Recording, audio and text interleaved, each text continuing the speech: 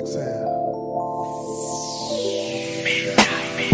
life is artwork, you might not understand this. The way that I spit is like putting strokes on the canvas. Taking notes of all the urban cries. Put it down, materialize, then watch as the paint dries.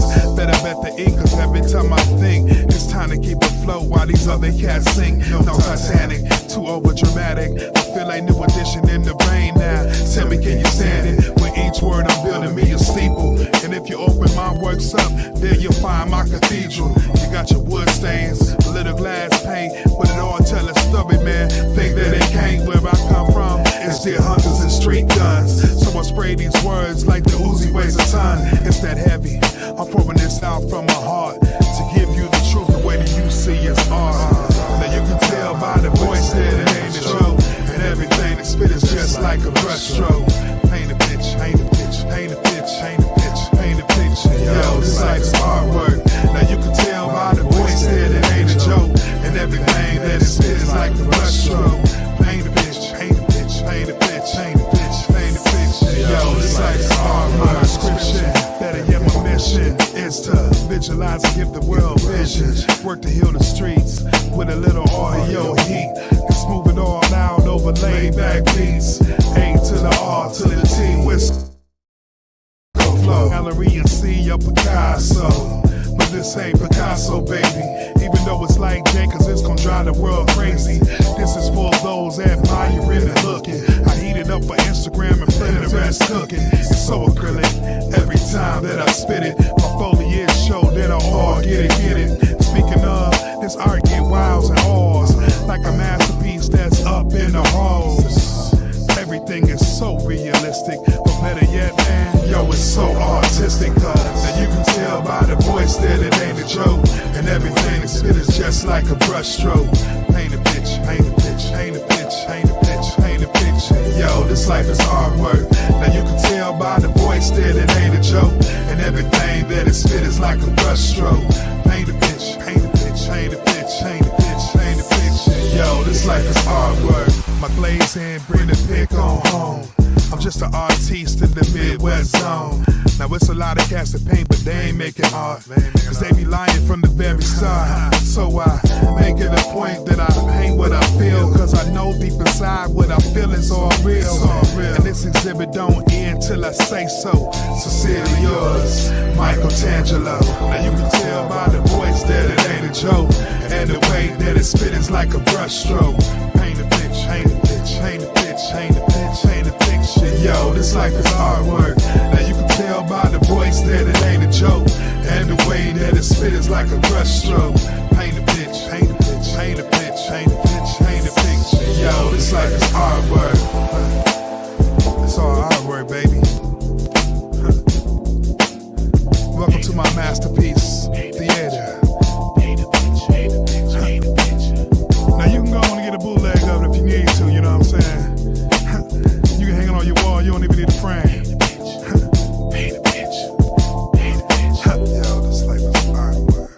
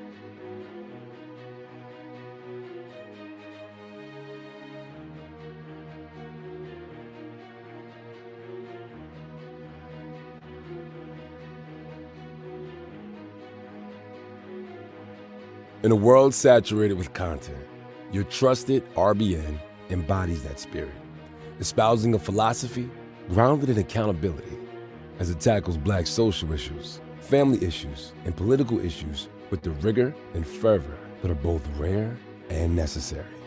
Under the audacious motto, we dare to be bold, not silent, the channel invites viewers into a space of unapologetic discourse, where pressing issues are unpacked with intelligence, empathy, and resilience. Standing at the intersection of empowerment and education, this platform recognizes that discussions around Black social issues cannot be contained within narrow confines. Hence, it sprawls into diverse territories. Beyond the headlines, your trusted RBN explores the undercurrents shaping Black people issues with the lens that is both piercing and compassionate. A foray into the channel's political discourse reveals a landscape where accountability isn't just championed, it is demanded. Through thoughtful analysis and discerning critiques, the platform urges viewers to envision a political sphere devoid of passivity. Here, individuals are not mere spectators, but active participants steering the narrative and progress. Furthermore, engagement is not a one-way street on this platform. Viewers find themselves in a vibrant community where their voices are valued, where they are urged to be bold, not silent, and to engage actively through likes, comments, shares, and discussions that foster a rich and diverse tapestry of perspectives and insights. In a nutshell, your trusted RBM is more than a content hub. It is a pulsating, dynamic entity that stands as a bastion of accountability in a world inundated with noise. It doesn't just venture to spark discussions, it ignites movements, steering narratives with a force that is unyielding, yet respectful, grounded, yet visionary. Subscribe today and become a part of a community where you dare to be bold and not silent, where your voice matters. Now, welcome to our live stream. Have the conversation.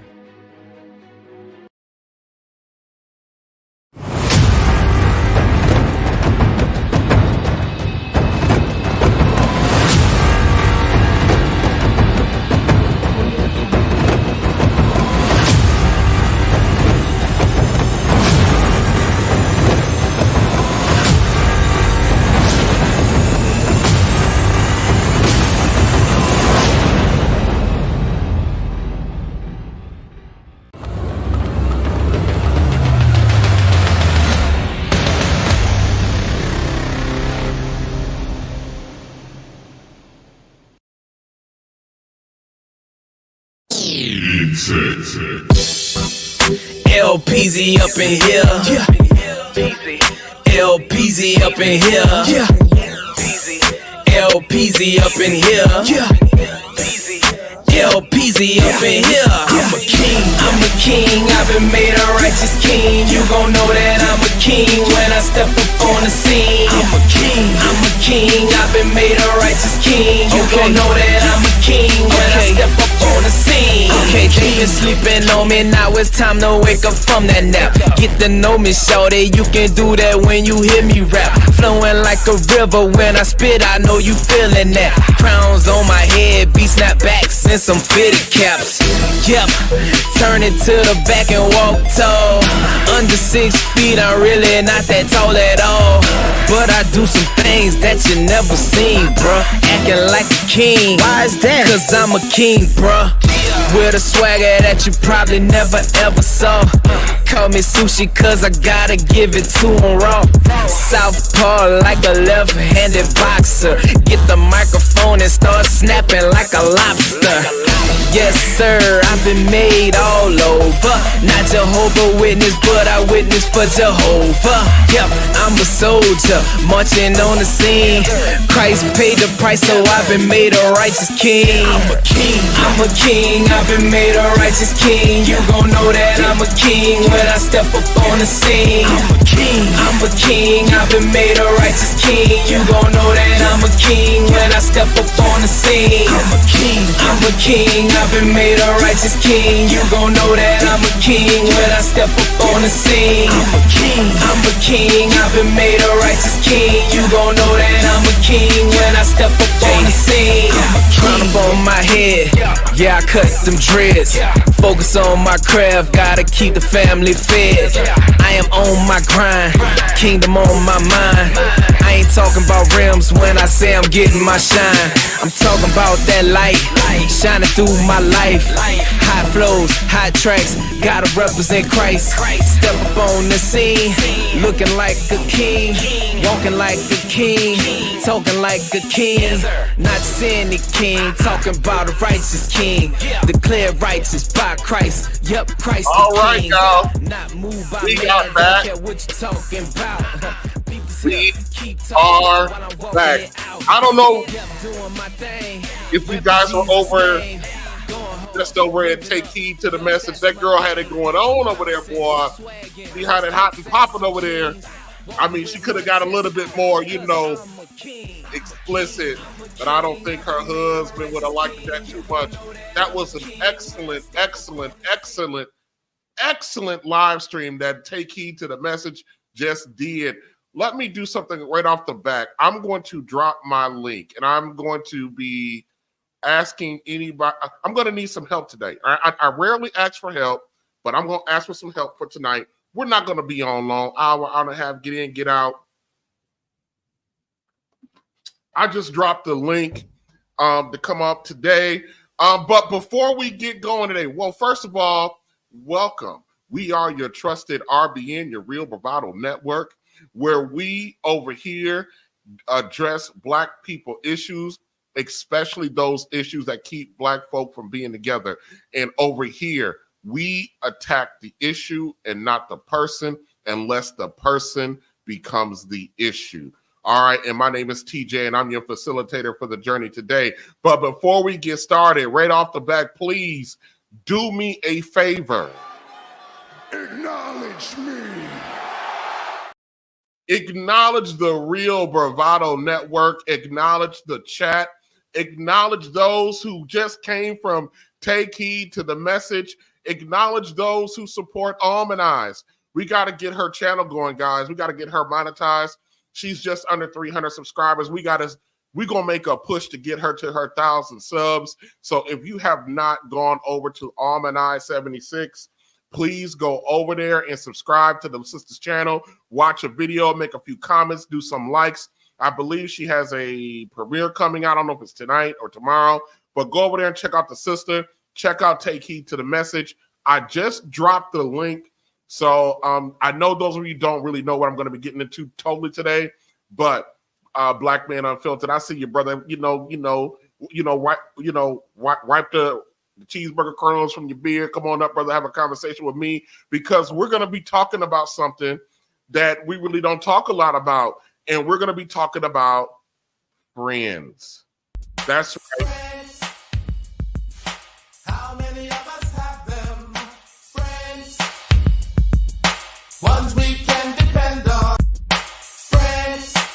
That's right. We're going to be talking about friends today, boy. And we're going to be talking about specifically, the kind of what the purpose of friends are and what they mean to us in our life. And one of the things that, we're really going to get into a little bit about, can men and women actually be friends? Now, the only people that I've ever heard that has come up and actually continuously talk about this subject is women. Men don't talk about the subject of men. Can men and women be friends? Because we already know the answer to that. So, but we're going to be talking about friends today. And let me tell you something. Hold on. I got some, over the course of my life, of course, it's a rare thing if you hit 40 and you're still friends with one or two people from your childhood. And I have fortunate. Well, from my childhood, there's only one person that is left in my life, one guy friend that is actually left in my life from childhood. But friendship is something totally different than the way women think about friendship. So, but we're gonna get into that. But before we get moving on the subject, hold on a second. I gotta do something real quick. Money making is my thing, cause I'm trying to be rich, trying to put away meals.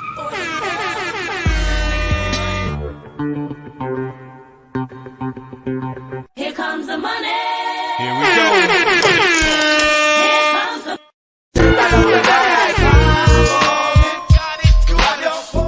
Shout out to Harmonize with the $5 super chat. Hey King, we welcome back. I ain't going nowhere. Welcome back. I ain't going nowhere. I wasn't in captivity. I wasn't in jail. I wasn't released from prison. Can't wait to hear what you have to say. Let's have the conversation. Absolutely. And then she's running it back again with another $2. Thank you for the $2. And we always got to acknowledge those $2. These last $2.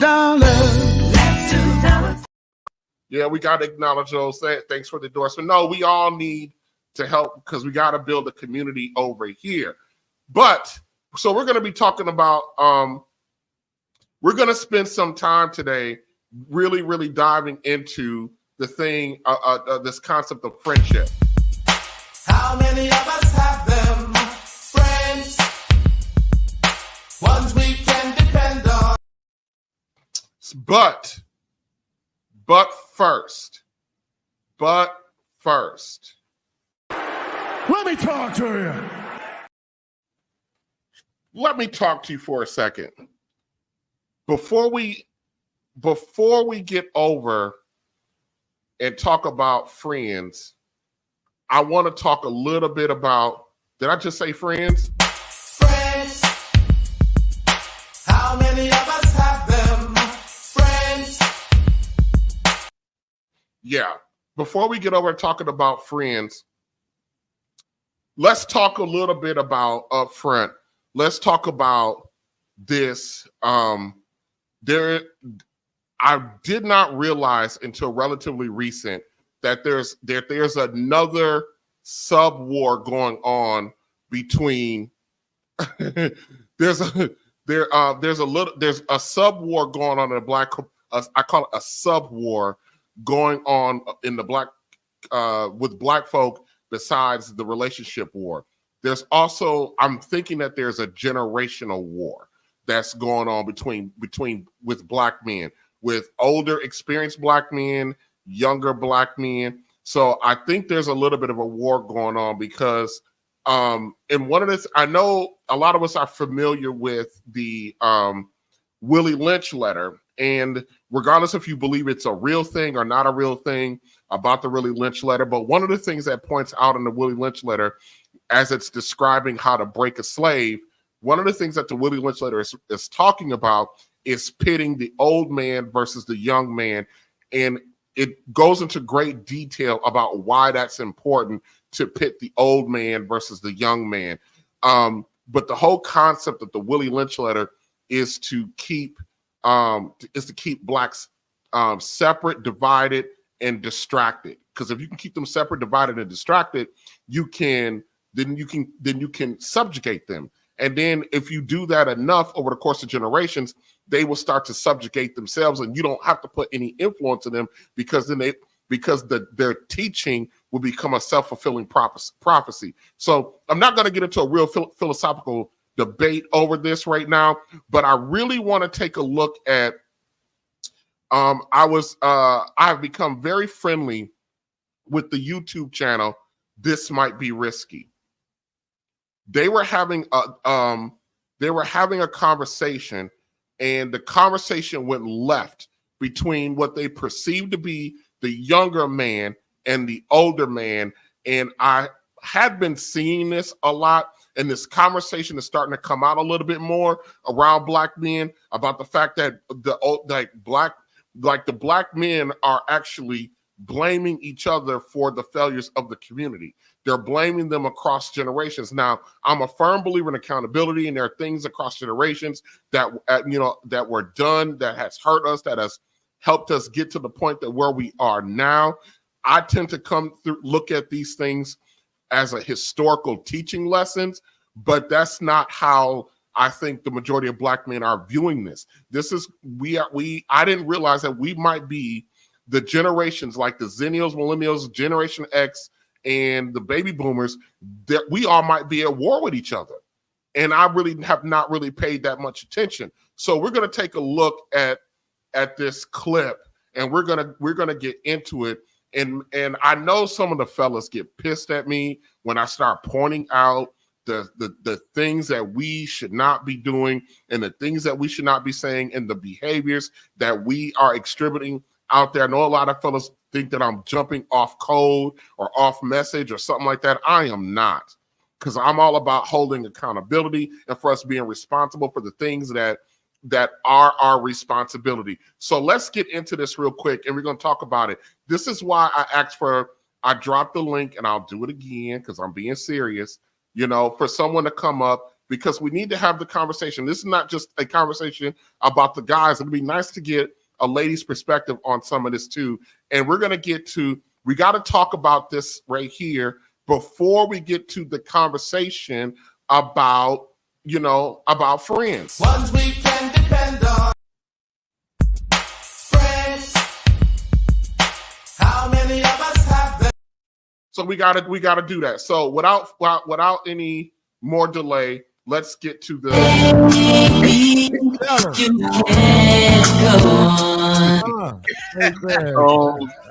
Hey, Mandrell, were you able to talk to UT? Did y'all come to common ground?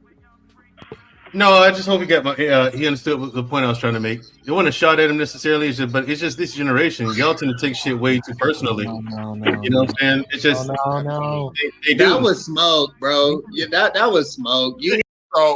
So the light-skinned guy, the high yellow brother with the red thing on his hat in the lower corner, just talked to the fella in the top on the second fella with the do-rag on. He basically just told him, hey, man, we can't tell y'all nothing because your generation is so damn sensitive. So this is the first shots fired in this conversation. Even still, even if it's smoke, you don't take it personally. Nah, but you was like Uncle Jeff's wingman though when they was having a smoke. So you kind of hold on. Okay, sorry.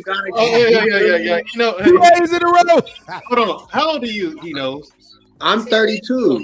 That's why you take it that way. I didn't take it personal. I just watched the podcast.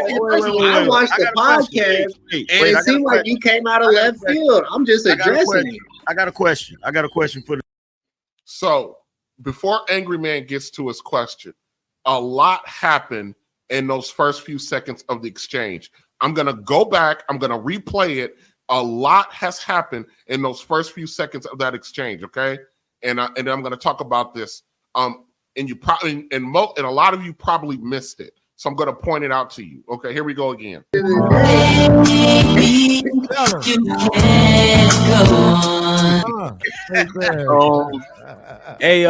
Mandrell, were you able to talk to UT? Did y'all come to common ground? No, I just hope he understood the point I was trying to make. It wasn't a shot at him necessarily, but it's just this generation. Y'all tend to take shit way too personally. No. You know what I'm saying? It's just no. They do. That was smoke, bro. Yeah, that was smoke. Hold on. Even if it's smoke, you don't take it personally.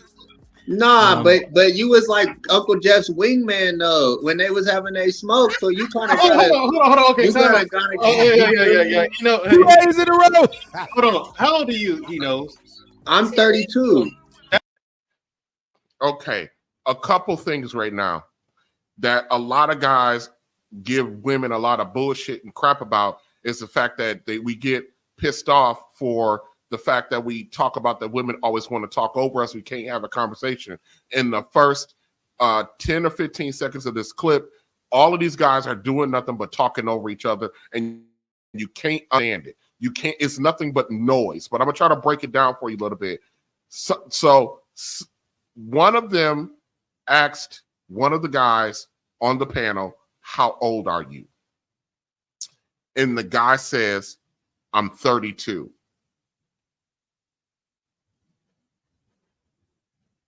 I don't know where this went wrong in our culture, but we are so fucked up that we call a 32-year-old a kid or young. And we have a habit of calling people that are old fuckers. When you're 30 years old, you're not a young person no more. I don't care what your mind tells you. I don't care what black culture tells you. I don't care what your mammy tell you. If you are 30 years old, you are not some young motherfucker no more. You are a full-grown man. You are a full-grown woman. If you are a female and you are 30, you are a fucking middle-aged woman. From a biological standpoint, from a reproductive standpoint, you are a fucking middle-aged woman. But in our culture, we have developed this mindset that no one is allowed to grow up and no one is allowed to be an adult until they're 60. We talk to each other and we sit up here and we call full-grown old ass adults kids. They're not kids. A 30-year-old, a 32-year-old, a 28-year-old, a 25-year-old is not a damn kid. That is a full-grown adult. We have in the black culture, we have this idea that we are to remain a child until we're damn near 60 years old. And then we sit around at 45 and 50 years old trying to figure out why we ain't where we need to be when we've been sitting around being called a kid. I'm 46 years old. There are people in my family who call me a damn kid. And I'm an old ass dude. And I'm being called a kid. We got mid 20-year-old people being called a kid. If a 30-year-old or 32-year-old is a kid, then how do we get people like Medgar Evers, Martin Luther King, Marcus Garvey, Nat Turner, hell, Jesse Jackson, Barack Obama, in their mid-20s into their 30s, these men had families, had children, had careers, were leading movements. And in the case of Barack Obama, we're not talking about politics. We're just using him because we all know who he is. He was leading a country. But we call somebody a kid or young that's in that generation, that's of those ages. It's like we have been conditioned to continually be to be in a constant state of arrested development.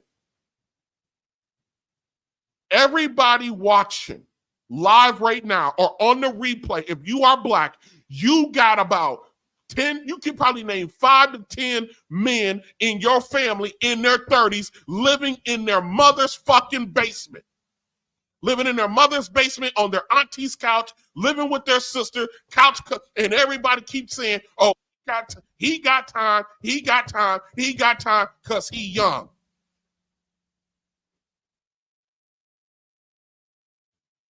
Shout out to my homeboy, Kofa. Go ahead and unmute for me, Kofa. What's going on, bro? Can you hear me? Yeah, I can hear you. Yeah, man. Peace. What's going on, y'all? What's going on to the chat? Peace, everybody. I'm up here fired up, brother. I see you started out early, man. We ain't even got to the friendship stuff yet. I'm only 10 seconds into the first clip we're gonna talk about. You already on your rant, man. Man, let me tell you something. What really made me start to address this issue or deal with it a little bit is especially this age thing that we got going on is because where was I at? Oh, I was listening to This Might Be Risky podcast, and they had this example of this guy who was a supervisor at a job, and he was talking to a lady on the job that was asked her some questions, some personal questions, and she was like 24, 25. So the ladies on that panel was calling this 40-year-old man, asking this 25-year-old woman a creeper and they kept calling the girl a little girl. They kept calling this 24, 25 woman a little girl. That's not a fucking little girl. That's a grown-ass goddamn woman. And it's not a creeper thing. Look, Kofa, prior to modern times, believe it or not, a 25-year-old woman, it was not uncommon for her husband to be 38 or 40 years old. Not at all. I talk about it all the time on my channel, bro. My parents been married 43 years. My parents are 12 years apart.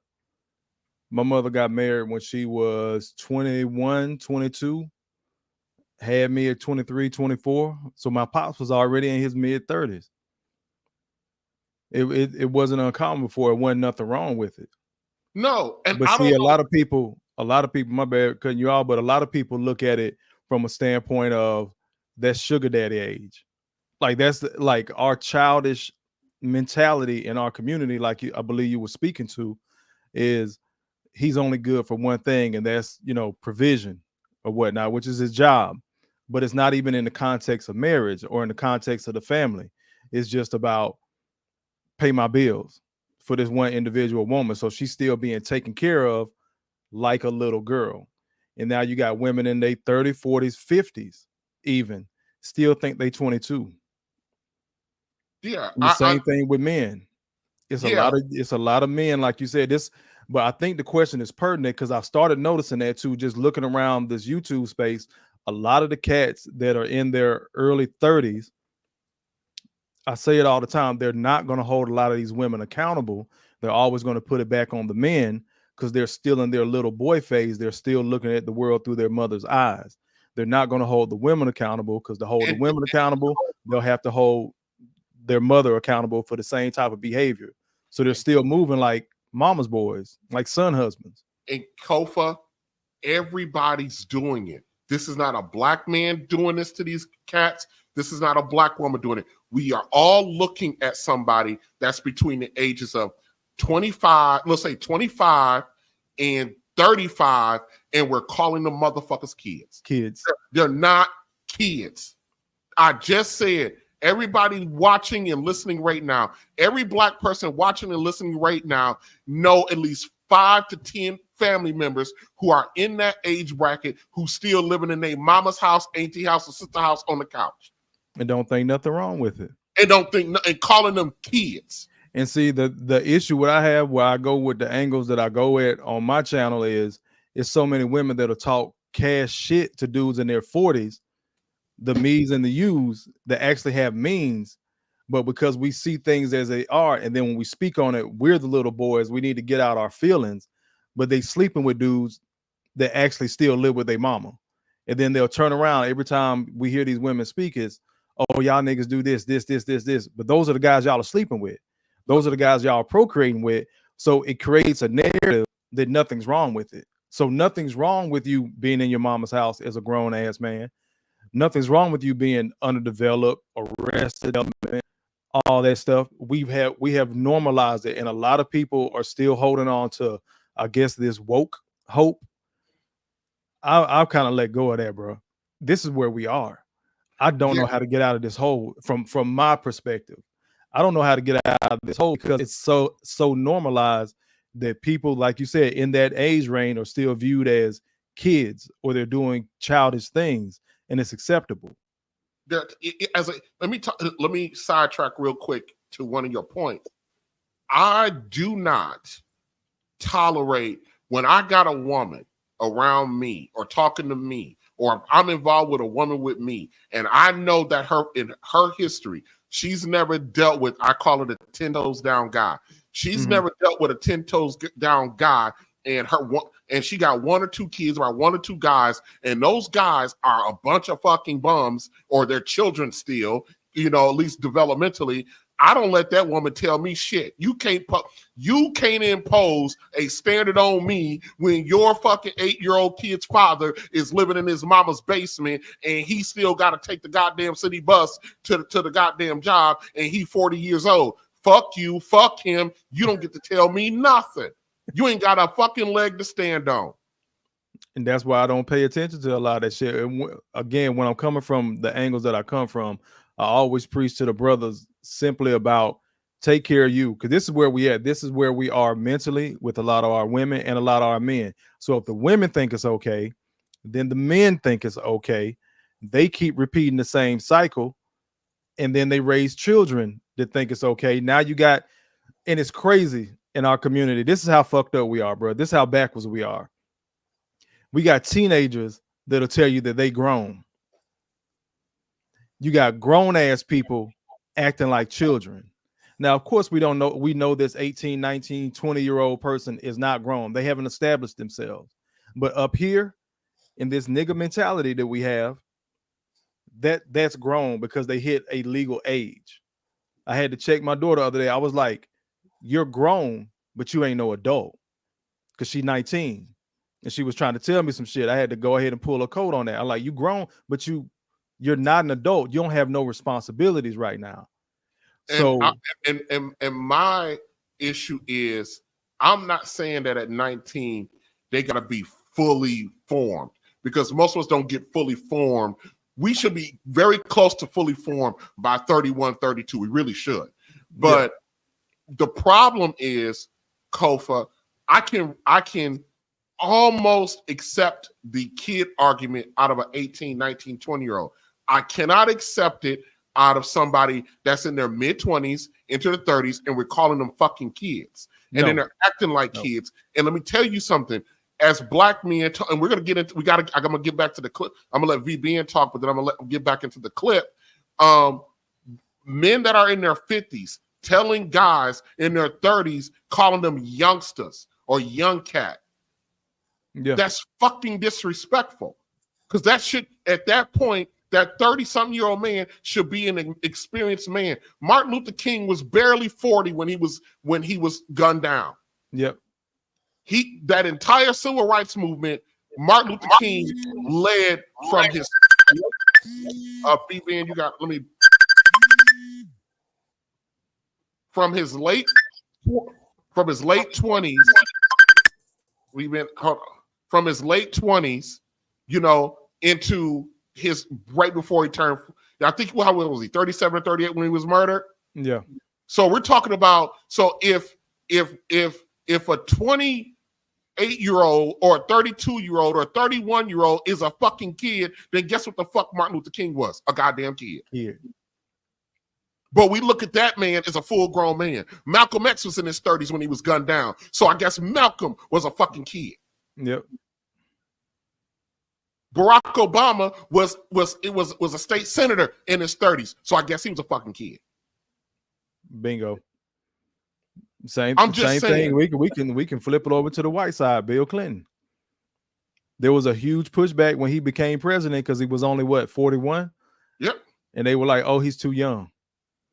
But you're talking about a seasoned man that has seen some of everything. Some of everything. And his respected profession, but we're calling them children. Children. And then the issue is people complain about it because the men are acting like children, but you keep putting them in that space, or brothers allow themselves to be put in that space. You're not a fucking kid.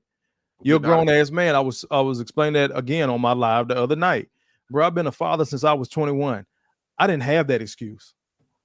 I couldn't. No, I couldn't.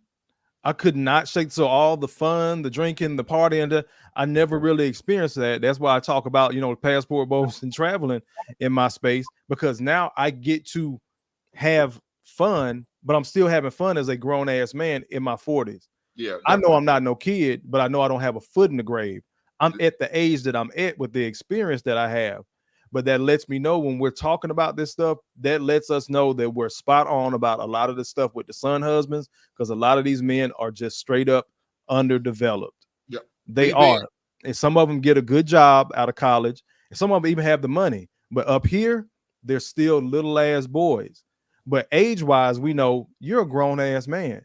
But people are tiptoe around this and skirt the responsibility of manhood because of the way things look.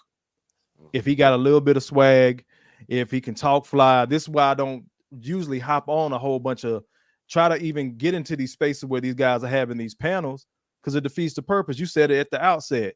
It's a whole bunch of dudes screaming over each other. Yep. But we'll get to a VVN, what you got to say, and I got to get back to the clip. Hey, man, shalom, Kofa, shalom, RBN, man. Great to see you guys. I mean, you're hitting it right on the head. I mean, Dave Chappelle talked about this. How old is how old is 14? He said, I think. You know, we keep moving that number back and back. Pretty soon we're gonna be at 40 years young. You know, when we gonna stop? Already there, VVN. You missed the opening section when I told you there are people in my family who call me a fucking kid, and I'm 46 years old. Yeah. I had that recently too over the holidays. I'm 47. And my aunt is kind of talking to me like I'm a child. I'm like, look, I'm damn near 50. What are you talking about? What are you talking about? But that's a tactic, that's sign language, and they're using it. They only use it when it's to their advantage. Let me tell you something. I'm not talking exclusively about women, because the clip is these men going at it. Because that's there's, what I was about to say. Yeah. Even old men do it to their advantage. Right. But we're doing this, and then here's the thing. Because our quote unquote young men have been little boy their whole life, treated like a little boy, talk like a little boy, when they're in these spaces as a 30-year-old man who's supposed to have some grit about himself, that motherfucker sounds like a goddamn kid when he's talking, debating, and entering into conflict. Yes. He conflicts like a goddamn kid. Well, hold that thought. Corrupts, and absolute power corrupts absolutely. Yep. Hold that thought, BBN and Kofa. Hold that thought. I want to get back to the clip. Hold on a second. That's why you take it that way. I got a question. I didn't take it personal. I just watched the podcast. I watched the podcast, and it seemed like you came out of left field. I'm just addressing it. I got a question. For the dudes in their 30s and 20s and shit.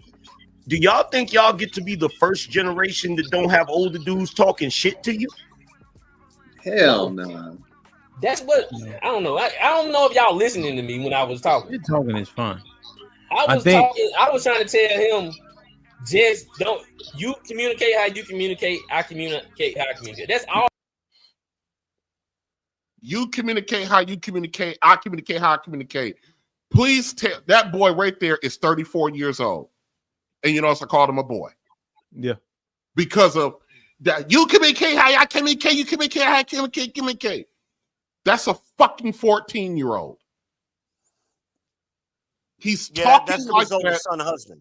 That's the result of what their mamas did to this generation. He's talking like that, sounding like that, got the emotional dial turned up to a 7 like that, because his whole life he's been told he's a kid. I told somebody one time, you need to grow your son up. You can't treat your 10-year-old like he's 4. You can't treat your 14-year-old like he's 9. You gotta grow. When they're 10 years old, the mamas want to tell them they're the man of the house. But I know, but that's not the conversation today. But I'm just saying we have this, and look at. Angry Man asked a question, and I'm still not sure how I feel about the question that he asked. So I'm gonna throw that back to you two fellas. When Angry Man sat there and said, "Do you not realize that you're not the first generation of men that had older dudes talk shit to you? If you are a 30-year-old dude and a 40-year-old dude, which is where Angry Man is at, which is where you and I are at, we are fucking peers. So how do I get to tell him we're peers?"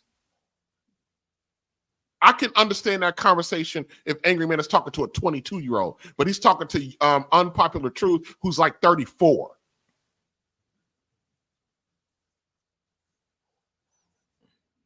So what are you saying? Angry Man wasn't valid in asking that question to a 34-year-old?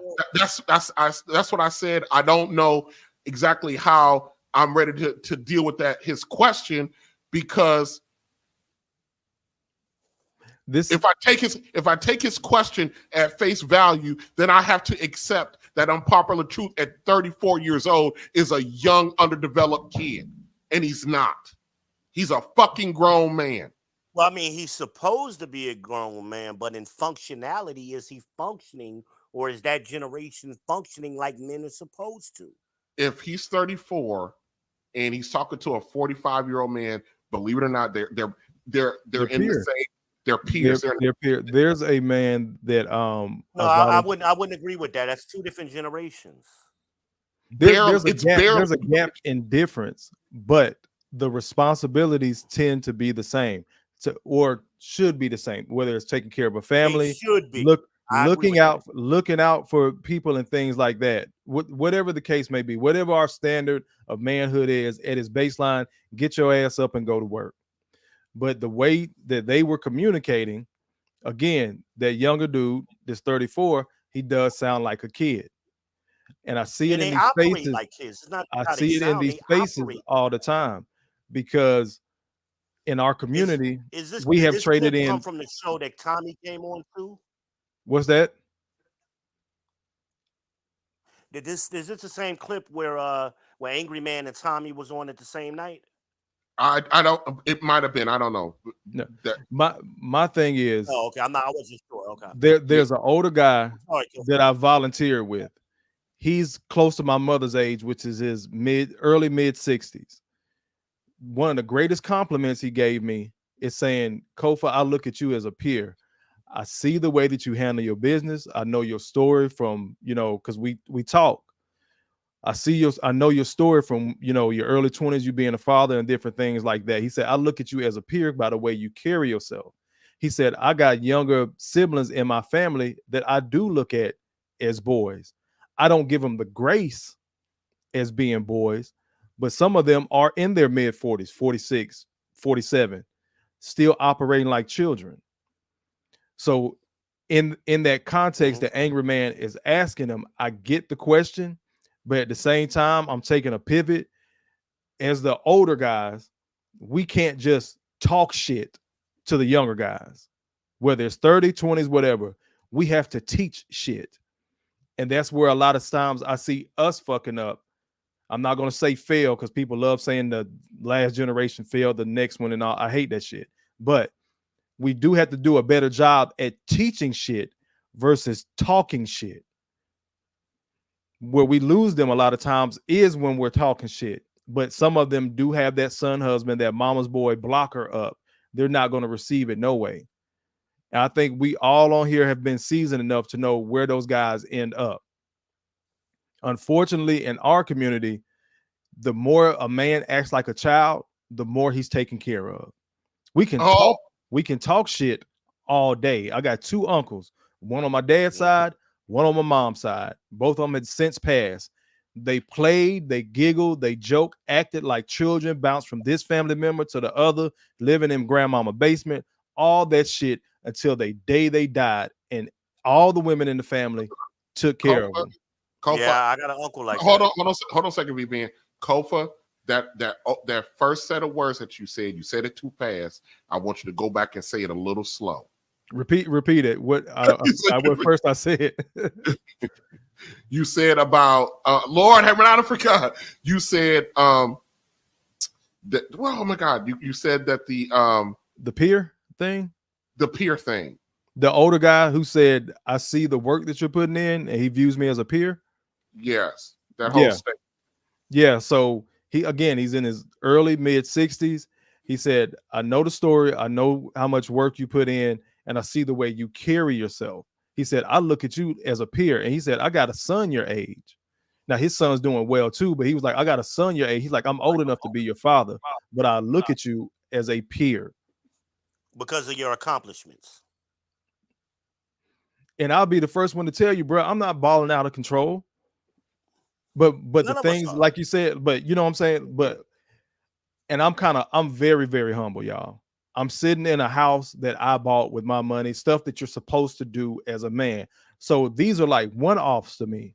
But when I had to sit down and I look at these spaces, whether it's social media, YouTube, just having interaction with other older men, I had to really sit down and take a look at the landscape of our community. It's a lot of cats not on what we're on. No. Yep. All right, guys. I said this that night on the chat from which this video came from, I believe, and they were ranking themselves on a scale of 1 to 10, and they were ranking their looks. And in the chat, I said, no, men don't rank each other based on our looks. We rank each other based on accomplishments. And then one of the dudes that was on the panel said, what does he mean by accomplishments? Yep. And he kind of tried to dismiss what I was saying. You know, well, he must be drunk. And he made a comment like that. I must be drunk. So I said, stop being zesty. I made it a super chat. Stop being zesty. Drop the link and I'll come up and explain it. And they dismissed what I was saying. But men don't rank themselves by looks. We rank accomplishments. Yeah, absolutely. Let's get back to this clip because I really want to make it through the clip. Okay. All I was trying to say. Yeah, and ain't no smoke between me and Jeff. Yeah, and to that, to UT, all I was trying to say is UT, like from me observing your conversation, I was just trying to say, hey, you might want to listen to Jeff, dude. When it That's the smoke cam, though. When we have a smoke, that's what I'm saying. You didn't even understand when you came up here what was going on. Mm-hmm. When he have us two big faces up there, that's the smoke cam. That ain't we talking shit. It ain't nothing personal between me and Jeff.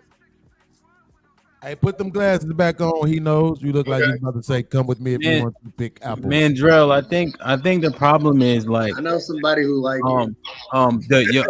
sometimes when the information is delivered, it can come across like law when it's really just a recommendation, and then based on results, when people look back, there is some questioning of why you advised me in the first place. I mean, that just does. Why is that a question? If it's a good, my thing is when I listen based on results. So anecdotal results will resonate, right? But if we look back at the past generation that just came before us, the results aren't grand. I gotcha, but here's the thing: that's where compartmentalization comes in. I can't judge beings by the neighborhood he came from. I look at beings for beings. Like if beings could be absolute shit at everything in life, but he could be fantastic at fixing cars. If he's correct, he's correct. Time out. Time out. I can definitely judge that nigga by the neighborhood he came from. That nigga came slow around me. But what I'm saying is, Angry Man, you get my point. Is what I'm saying. Like, if the information is correct, I'm gonna take the information that's correct. The rest of it, whatever. But if you feel like it's not correct, if the information that you feel like is not correct, then why would you go with it? I won't go with the information that's not correct. Okay, so that's what happened. That's what was going on between me and him. But the problem is sometimes you younger niggas, you don't know which information is correct or incorrect. Here he go again. You younger niggas. I'm a big fan of Angry Man. You younger, he's calling a 34-year-old dude, you younger nigga. Yeah, I think you're taking offense to that because they're supposed to be a certain way. But I'm not taking offense to it. I'm not offended by it. Maybe I am. I don't know. But my thought process around that VBN is we have so many men in our culture class, if you want to call it that, and they are treated like children. They're talked to like children. Therefore, they act like children. And Angry Man I think you're leaving something out. They're behaving like children. Yes, they're behaving like children because we fucking don't ever grow them up. Even in this space, Angry Man said, a 34-year-old man is not some fucking younger dude. He's not. But he is. That's what you're missing. He's not a fucking younger dude. Behaving, he is. It doesn't matter if he's behaving that way. It shouldn't be that way. It wasn't that way historically, but for this generation, it was a paradigm shift. These guys aren't operating. Everybody, our children will rise to the level of expectations that we have for them. Full stop. But now you're calling him a child. We're not talking about children. I'm not calling him a child. I'm talking about a child, a literal child, not a 34-year-old, but that applies to an expectation of a developing young adult. If we never,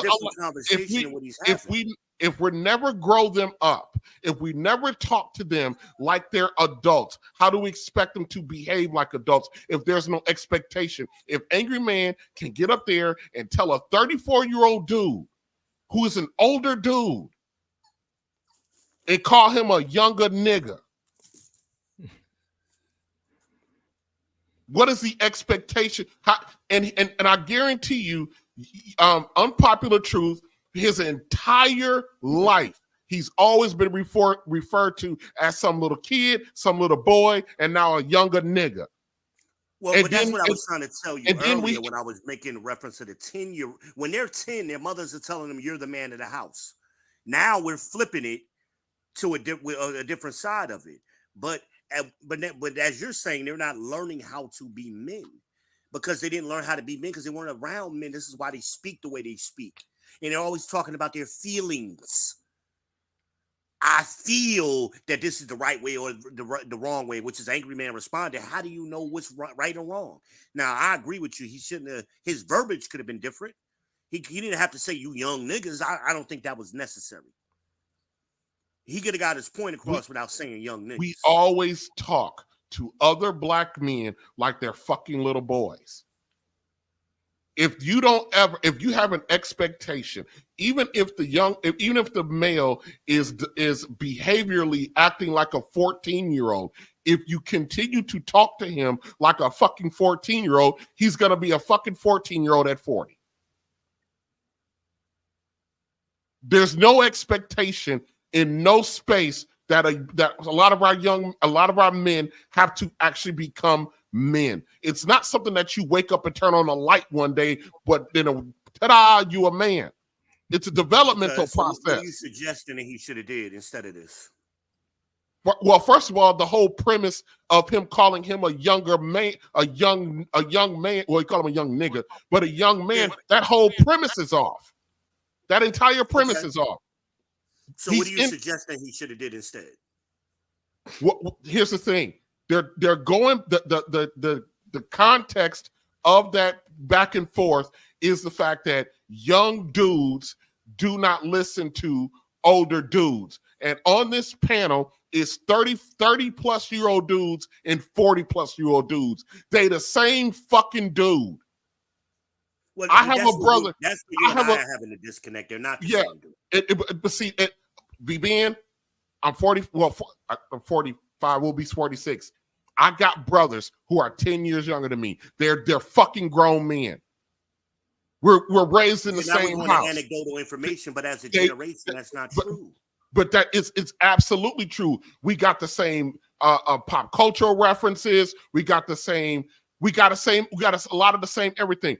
Just because there's a little bit of an age gap just because I'm 45 years old, I don't get to handle my 35-year-old brother like he's fucking 12. But you're talking about your brother. It's not your brothers aren't in the example for this entire generation. That's the anecdotal response. I don't understand what you're saying. I'm talking about the fact that we are too fucking comfortable talking to 35-year-old dudes and calling them fucking young men or young kids or little boy or whatever the fucking verbiage is. And they're not. It doesn't matter that I'm 10 years older than this motherfucker. My father is 22 years older than me. I agree with the first part of what you're saying. And that's why I'm asking, what is the solution to that? What are you saying we should be saying instead? I'm saying that conversation, that entire conversation shouldn't have been happening. That entire conversation was disrespectful. Avoid the conversation altogether is what you're saying? Yeah, here's the thing, VBN. If the foundation and the premise of the conversation is flawed, there's nothing to correct because the whole thing is flawed. For me to even give a solution to that, I would have to accept part of the premise that me calling a 35-year-old dude a young fucking nigga is okay. No, I'm not saying it's okay. I'm saying alternatively to doing that, how should we, in an ideal situation, you talk to the fucking 35-year-old like he's a grown ass man. even if But see, he's that's the problem. I think that's where I think that's where that disconnect came in when they right were, there. and I haven't seen the whole clip, but just looking from what happened and how it kind of jumped off, I guess, when they did speak to them like grown men, the younger guys, not boys, but just the younger guys, that 10-year gap, they reacted a certain way that the guys in the 40s wouldn't have reacted like. That's why they view them as being younger niggas, because they're acting like children. They hear their verbiage, they're holding them accountable, talking to them like a man, and it's like, wait a minute, you see what you just did? You sound like a kid the way you just reacted. We're interacting and having a conversation like men, like VBN and RBN, y'all are disagreeing right now, but y'all still having a grown-ass man conversation. That's not what I saw on that clip. So I think that's where Angry Man was alluding to, right, with that 10-year gap, where we see this. I say it all the time. In our 40s, our older cousins, friends that we had crushes on are these younger guys in their 30s. Those are their mamas. We realize, we watch these younger guys grow up. That 10-year gap, it makes a difference. So we know a lot of them are son husbands. We know they are more emotional. We know they act more irrational, and it comes across in their speech. Unfortunately for the community, it also comes across in their action a lot. So I think that's where Angry Man was alluding to, like, hey, we were already talking like grown-ass men, but y'all reacted this way in your verbiage, and now that makes you sound like a young nigga. That makes you sound like a teenager. I mean, that makes you sound like somebody with no experience. 10 years older than us, we respected them. We gave them a certain level of respect. And I'm telling you, I hear what yes, I agree with you on that point, VBN. But I'm saying is the 40-year-old man should not lower the bar because the fucking 35-year-old had an adolescent moment. You keep him up here. It's about the, but that's what me and Kofa trying to say to you. It's not a moment. It's not just an isolated incidents. It's cultural difference. It's a cultural difference. They speak a certain way.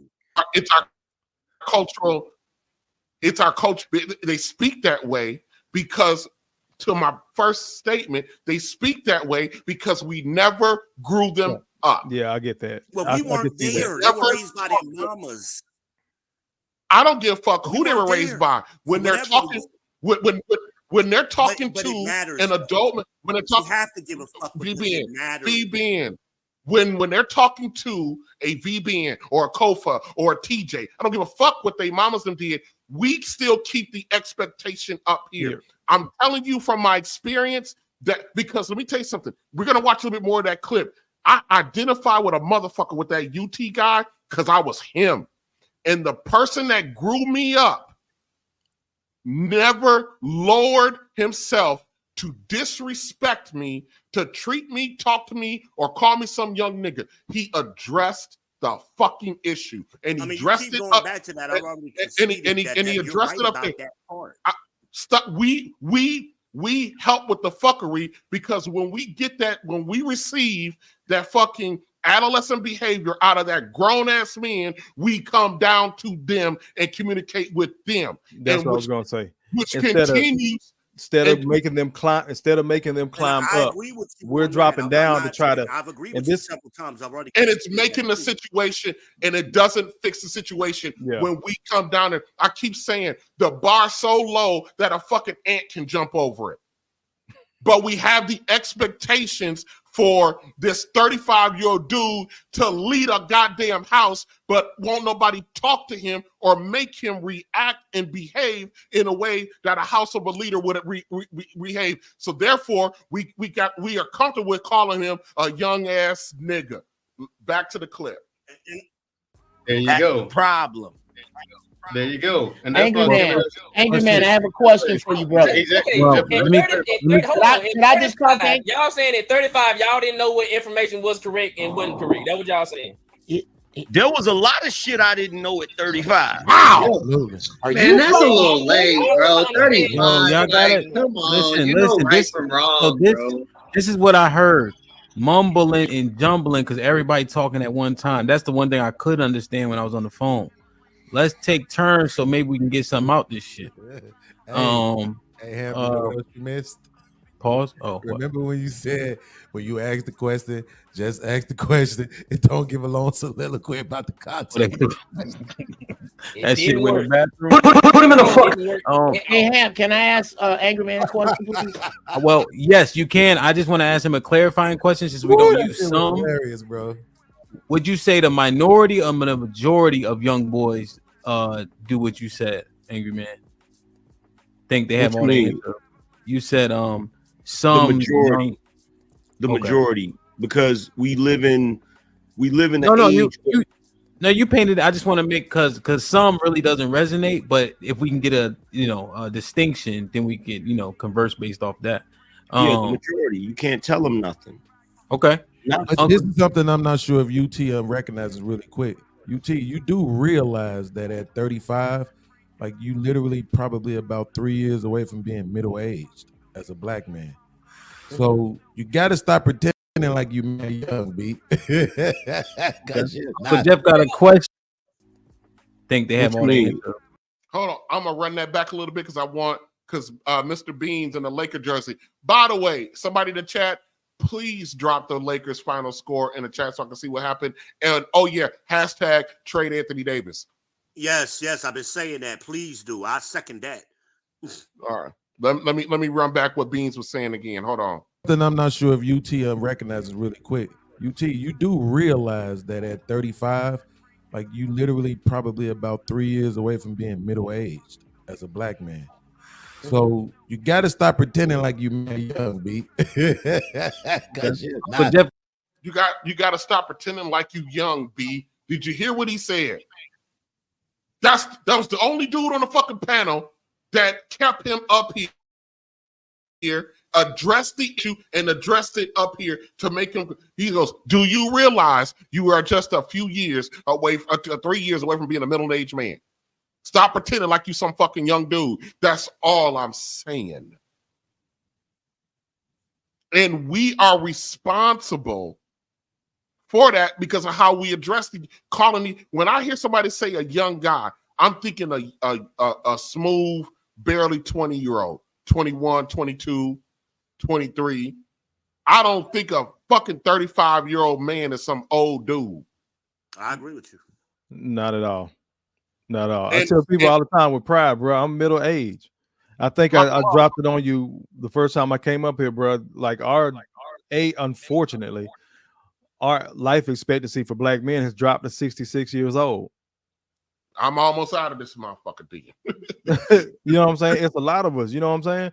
So we have to take this stuff seriously about, the way we conduct ourselves, setting ourselves up for the future, different things like that. And that's young as hell. If you really think about it, like my uncle's 66, he's still working. Like still working. He said fuck a retirement. He's gonna retire next year, but he's over retirement age, still getting it in, still healthy, no cane, none of this traditional stuff, because all of us are over 40. So as black men hitting 40, our dick was supposed to stop working, supposed to have high ass blood pressure, damn near have a foot in the grave. Everything else supposed to be wrong with us. And I think that's part of the reason, because it's such a part of the narrative of being a black man in this country. We're damn near supposed to be dead at the age of 40. When these cats start getting close to 40 in their mid 30s, like I guess the brother's UT name is UT. He's 35, and they like, bro, you can't keep doing this. You can't keep looking at yourself as this young ass man. 40 is around the corner. But I think it scares so many younger guys that they're going to pretend up here mentally that they're at a younger age than what they actually are. It's the male equivalent to when women are over 35, between 35 and 45, and they still talking about pushing out a bunch of babies. There's a male equivalent to it. The same thing that the women are doing, that we want to hold their feet to the fire with, but we don't hold each other's feet to the fire with, hey, get your shit together, basically. And we allow dudes to walk around just oblivious with their heads in the clouds like they're little ass boys, to TJ's point. And we can't keep doing that. So we got to keep the conversation up here. I totally agree with that. Instead of dropping down there to their level and trying to drag them back up the hill, We can't force that. Keep the conversation up here. Make them come get it. The ones that want it, they'll come up the hill and get the conversation and get to the actual level of manhood they should be at. Not this 30 is the new 20 type of bullshit. And let me throw a little swerve into this. Our Black women have spent their entire mating life with this is not a knock against UT, but the UTs of the world and less. UTs actually, from a productive standpoint, is a productive male. We're talking about his maturity and behavior. Those can be different. You know what I mean? But the majority of our women have dealt with, from a behavior standpoint, they've dealt with the UTs of the world. And then when they come across a Kofa, they come across a TJ, they come across a VBN, they come across a DJ Hamp, these same women, and then they're interacting with us. And the expectations that we have are different. How we talk is different. It makes them cringe. No, it don't make them cringe. It makes them want to fight. Well, even when they were talking to Tommy Sotomayor, this thing you just said was.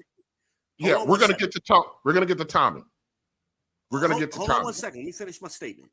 So the other day when they were talking to Tommy, the girls were on the panel and they kept calling Tommy, you old as fuck. You old as fuck. Me and Tommy the same age. It was a contempt that they had for him. And you could see it on the expressions on their faces. Some of them weren't saying nothing, but you could see their lips clenching up. I think the girl with her hair down, the larger girl with her hair down, she was the one that was saying the most. But some of the other girls that were on there, you could see them. They were nodding, they were shaking their heads, and you could see the contempt. Yeah, I get it. I want you to hold that point because I have the clip. No, I want you to bring it back up because I have the clip for the second half when we're talking about the friendship thing. So hold that point because I actually want you to make it with the other clip, okay? All right, I'll bring it back. Yeah, so bring that back. But you know what I mean? And so when they're interacting with us, they want to fight they want to fight with us. They have contempt with us. Then that's when we get hit with the you're controlling, you're insecure, you get all this bullshit. And now when I talk to a woman, when I talk to a woman now, they hit me with that bullshit. You know what I tell them? I just tell them, so what? At the end of the motherfucking day, so what? That's how you think. I don't give a fuck how you think. I don't give a fuck that you think I'm controlling. You want to be with me. You want the benefits that come with me, motherfucker. This is what you got to do. And they're not accustomed to being talked to.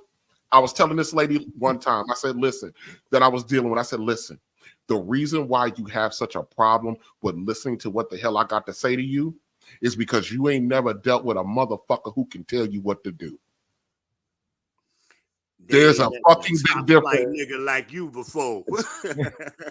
There's a difference. Jill Scott, the first time I heard Jill Scott say, "Don't tell me what to do if you can't tell me what to do." I was like, "What the fuck is she talking about?" But about a year or so later, that fucking quote from that woman. Now let's not pretend that we ain't got some smart woman who can be deep.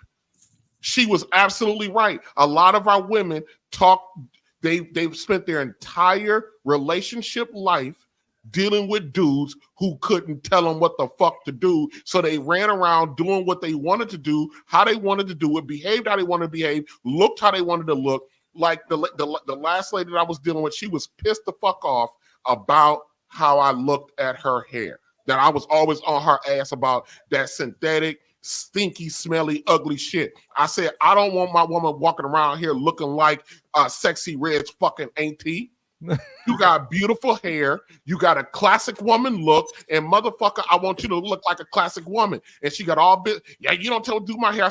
I told her, lady, don't you know your ass is getting mad at me for giving you a fucking compliment? You are getting pissed at me because I'm giving you talking back. Huh? You were talking back. Man, that's not what a lot of our sisters are accustomed to. They're accustomed, like you said, to doing what they want to do, how they want to do it. They raise their sons a certain way, and now they're seeing it with the way a lot of these grown ass men are acting, and they're complaining about it, but they raise their son to do the same thing. Yep. And when they And come then- across a Kofa or TJ and they get hit with that that two piece, they get shell shocked. And I tell them quick. They be like, "Well, you can go get you a woman who don't." I say, "Yes, the fuck I can." I will. I said, "But I'm." Then I hit him with this. I said, this is what I tell. That's what I told. I said, "Of course I gonna get me a woman like that." I said, "But I'm so wonderful and magnanimous. I think you got potential, and I'm trying to extend you my magnet. I'm trying to extend some wonderfulness to you. Don't you see? I'm trying to pour wonderfulness on you. And if you don't want this fucking wonderness, woman, don't talk about what I can do. You hit the fucking bricks. Because what I'm asking don't for work you like that. Yep, so I tell her what I'm asking you to do. That asking ain't gonna fucking change. You either gonna do it or you gonna hit the bricks. But and a lot of our women, man, they get fucking shell shocked when they hear that because their whole entire adult mating life, they've been with men that couldn't tell them what the fuck to do. And take it a step further, they purposely did it that way. I talked about this on my channel in a video, high value women versus low value men. They do that on purpose. And anytime they start talking about the problems they have with us, they always comparing the highest of themselves to the lowest of us. Always. That's how they try to frame their argument.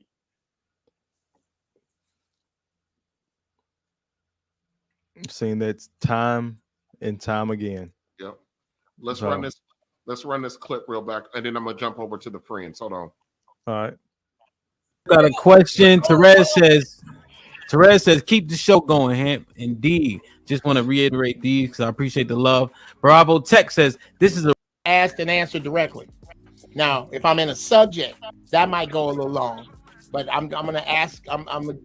Yeah. Let me go with a line of questioning to Angry Man. Angry Man, if you were speaking with women, which I've seen you do this, so this has to be hypothetical because you don't normally do this. But if you were speaking with women and the conversation got circular, and I said, "Hey, Angry Man, here's an idea. Give the woman one question and don't allow her to do anything other than answer that question and don't move off of it." Would you find that to be not informative or not helpful or wrong? No. Okay. So if I gave that to you as an alternate way of speaking, would that be me posing some type of affront to the way you communicate? No. Would you, if your conversational tools, if you have a conversational tool belt, would you or would you not add that to the tool belt as opposed to me saying that all of the rest of your tools are faulty? Yeah, but here's where the problem is. The problem is you got to realize when it comes to dudes that consider themselves young, because what Beans just said a second ago is accurate. Fucking you niggas nuclear in your weapon, 30s, you're not as young as you think you are. But whenever you having a conversation with dudes that are younger than you, what I've noticed nowadays is the mere act of giving them advice is treated like an insult. Yeah. Nail on the head. Definitely. Nail on the fucking head. Absolutely. So, Definitely. All right. I don't know what I think about that. Now, I appreciate the adjustment of his phraseology. The guys that are younger than you, that's a more accurate statement. Yeah. Than calling them some young dude or some young nigga. You know? Yeah, I think he was spot on that one.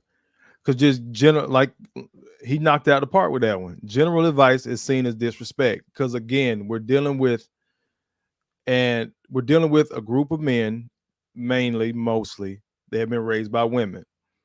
They have had free reign to also do what they wanted to do as young men. Again, going back to Israel's point, they're the man of the house.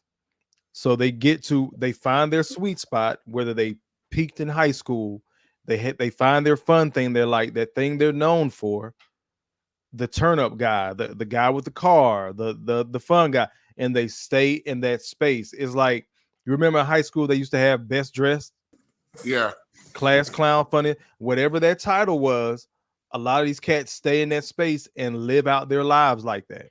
The two uncles I spoke about before, class clowns. That's how they live their life, playful as shit until the day they died. But everybody knew they moved like that, and they were taken care of. They were not, like you said, they were not grown up. And then when the men in the family would speak to the women, particularly my grandmothers, they would catch the smoke. Those two clown ass niggas that are my fucking uncles, my elders, my grandmothers on both sides took care of the men and babied them. And any type of discussion, adulthood challenges that came up, she was always there to take care of them. And that's what we see with a group of younger men coming in at 20, 30, even our age group, 40, 50 years old. So I agree with you 100%, TJ, that they are not these young niggas. They're not. Developmentally, they are. And our society, well, our community, I'm going to take America out of it, just focusing on our community. We know it's a problem, and we continue to let it roll. That's the issue I have. Like, I couldn't understand when my uncles got sick, I didn't see them on their deathbed. Because I remember the nights my grandmama cried because she had to go bail him out again, or she didn't have the bail money to get his clown ass out of jail. I remember how many different aunties I had because that nigga couldn't keep his dick in his pants, but women respond to it. So a lot of times these guys that are developmentally like behind, acting like kids, they're being rewarded. They're being taken care of. So they don't see an issue. So when you do have an angry man or a TJ or a Kofa or Israel talking to them like, hey, bro, you can't keep moving like this, that just bit of information is seen as disrespect. Because this people know me for. I get to be this guy because this is who I always been. And that's why the younger guy, UT, said that shit, the angry man. You communicate how you communicate. I'm gonna talk how I want to talk, pretty much. Yeah. That's a high school answer. That's the shit guys would say in high school. It's to the effeminate. teacher. It's an effeminate answer. To talk back. I'm gonna do what I'm gonna do what I want to do. Nanny boo boo. You can't do shit about it. Right. And that's coming, and that statement was coming from a 35, I think he's 34, 35-year-old fucking man. That's insane. But we sit around here and we perpetrate or help reinforce the Peter Pan syndrome, and not only in our men but our women. We got to, and I'm wrapping up this segment because we got to get to the Tommy Solomayor and the friendship stuff.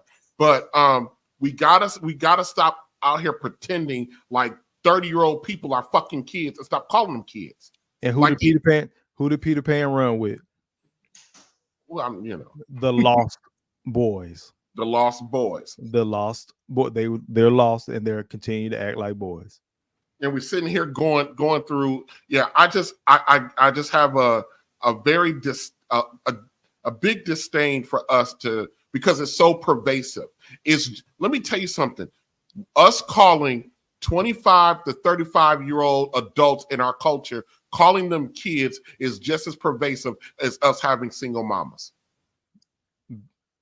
Bigger even. That's part of the reason why we got the single mamahood part of the culture. All right, hang on for a second, guys. I'm gonna, so listen. As I stated in the beginning, a lot of times our ladies, they always talk about that they want their man to be their friend. Friends, ones we can depend on. They always want to talk about that what they want the most in their life, they want their guy to be their friend. Or if a woman is not interested in a guy, she always tells him, we can always be friends. Friends, how many of us have them? Friends, ones we can depend on. They want to be friends. Now, I've had this conversation. I have been given oh, can we, you know, you cool, I'm not cool with you for a relationship, but I think we'll be good friends. And I'm like, I don't, friends, you can't be my friend. I have adopted years ago, I adopted this slogan. I tell every woman that I deal with, that I'm cool with, you and I are not friends. How many of us have them? I am not friends with any woman. That does not mean that we not cool. That does not mean we don't get along. That don't mean we can't chop it up. That don't mean we can't talk on the phone. That don't mean none of that. That just means I have a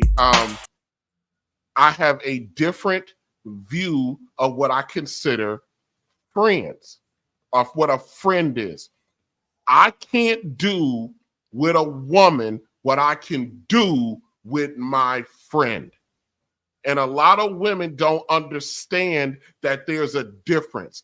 There's a lot of things about my behavior, about my sense of humor, the shit that I'm interested in, the type of conversations I like to have.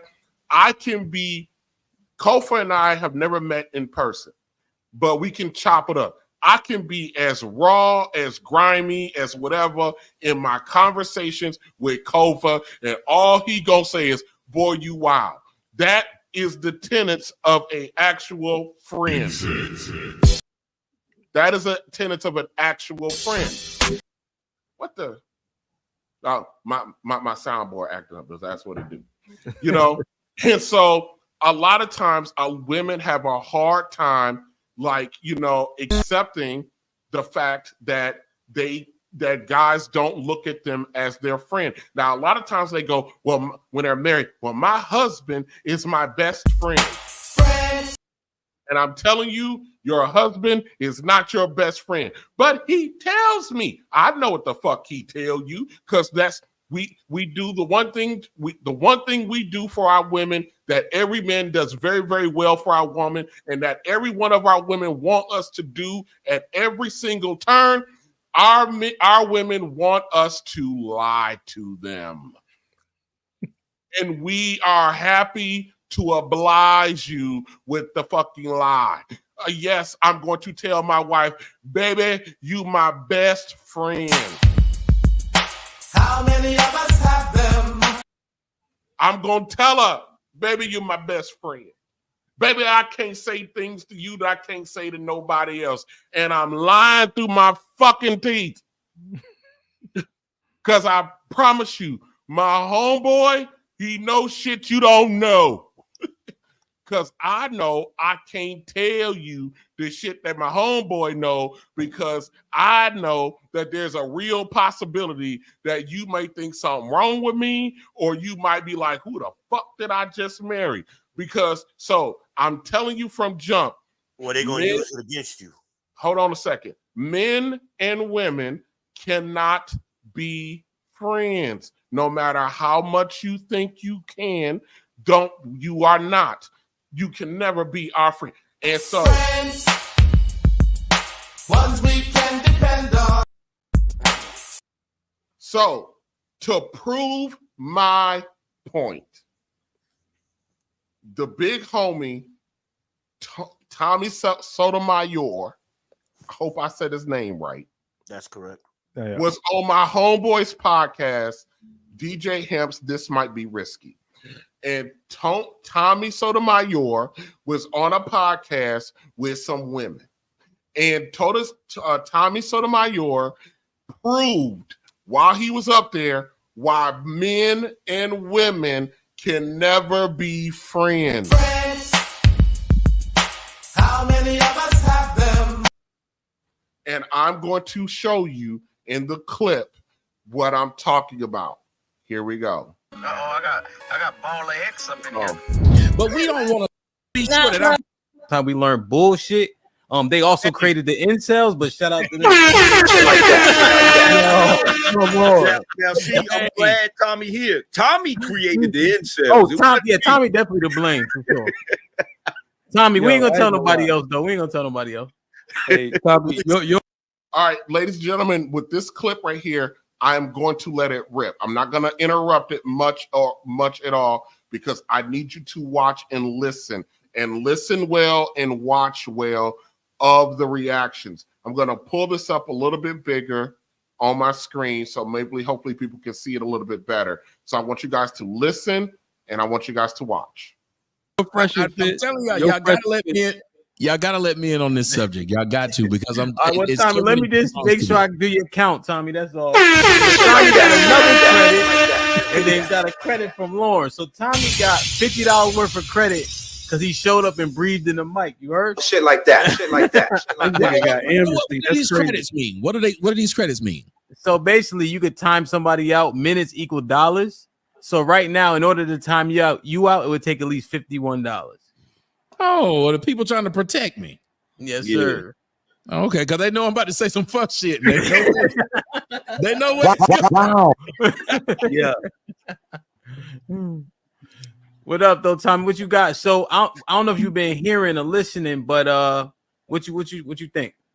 Well, first off, I'd like to thank my man Trigger Mike. He always put me in on the good shit, and he shit like that. Shit like that. Shit like that. Shit like that. Shit like that. He keep me up on what's going on, because I don't really know what's going on in the world. And I'm listening to this and I'm thinking, I'm cocky and I'm an asshole, but I'm not light-skinned and I'm not handsome. Wow. And so I can tell y'all that it works differently. Some things that you do, just like awkward. There's a woman, and I don't know if y'all know who she is. I didn't know. Real quick, let me see if I can bring this all the way up.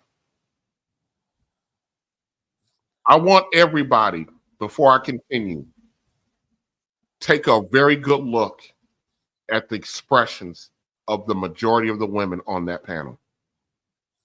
Tommy hasn't said anything worth a damn right now, but check out their expressions. And Tommy hasn't said anything worth a damn. Hey, Kofa, what do you see on that screen? RBF. What's that? Resting bitch face. Resting bitch face. On all of it, on damn near all of them, right? I hear 1, 2, 3, 4. I hear 5. Child. That's all I hear from the women facial expression. And he hasn't said anything substantial, has he? Ain't said shit. Ain't said a goddamn thing, and they already fired up and ready to look at them. Their body language is disrespectful. He hadn't even said anything. This is why I make the statement that men and women cannot be friends. How many of us have them? If I went around my homeboy and he was looking like this all the goddamn time, you think me and him still be cool? Like, I ain't saying shit like, hey man, what's up? How you doing? I make a little joke about something that don't mean nothing, and he looking like this shit. Get the fuck out of here. McClure, she's got these twins by this white man. Y'all ever heard of her? She's an African woman. Yep. The McClure twins. Yep. Yeah, she came over to my Instagram arguing. I didn't know who she was. And then they were like, dude, that's the girl that does so. I was like, I don't know this chick. And then I saw her kid had like 2.3, her twins had 2.3 million followers, whatever. But she was arguing with me. And I was just thinking to myself, I said, I noticed, because I was talking about what I noticed that black women do, all this stuff that they're talking about of what kind of man, need a confident man to approach us. Isn't it funny that they had a video out there where a black woman was telling black women how to get a white man? And you remember one of the things, I don't know if you saw that video, but one of the things she said was you could approach awkward ass Brad by giving him a wink, a smile, and going and talk to him and tell him she didn't mind. I want y'all brothers to know that it's okay for a white boy to be a nerd. It's okay for a white boy to be a lame. It's okay for a white boy not have swag and not have confidence. They'll talk to him, but they'll tell you you need to have confidence. You know what they mean? They mean fucking World War II confidence. They mean motherfucking Vietnam POW war. You know, you got to go through a bunch of shit to get to a black chick. She might call you a motherfucking lame to your face right on video. She might put a video up and talk shit to you and put it on Instagram about how you took her to the wrong restaurant. She might embarrass you in front of your friends. You gotta have armor around yourself, and I'm talking about the armor of Jesus Christ. You gotta be ready. But when you a white boy, it's welcome. Come on in. Oh, let's say you an athlete. Let's just say you are an athlete, and they know you play in the NFL. You could. Question for the chat. Question for the fellas right now who's not on the screen, but their voices are up. So far, please identify the disrespectful thing that Tommy Sotomayor has said to any woman on the panel. Zero. He said none at all. Nothing disrespectful. Anybody in the chat that's still rocking with us, put in the chat if you can identify anything that Tommy Sotomayor has said to any woman on the panel that was disrespectful. Put in the chat if you can identify any woman on the panel that he specifically addressed so far. Can I make a quick point before you continue? Go ahead. A lot of people don't know who Tommy Sotomayor is, and none of us would be here if it wasn't for him. He is the architect of this space. So the irony here is the low level of contempt that they have for this man already that you're pointing out is astounding. This would be like Michael Jordan showing up to your high school basketball practice to work out with y'all and being disrespected to him. This is the architect. I want to know, who has he addressed on this panel? No, but Kevin spoke on this low level of contempt. That's what we're witnessing. I know. Which woman? You don't have to disrespect nobody, just him showing up and breathing on the mic like old boy said. That's the contempt that they have. None of these women know this man.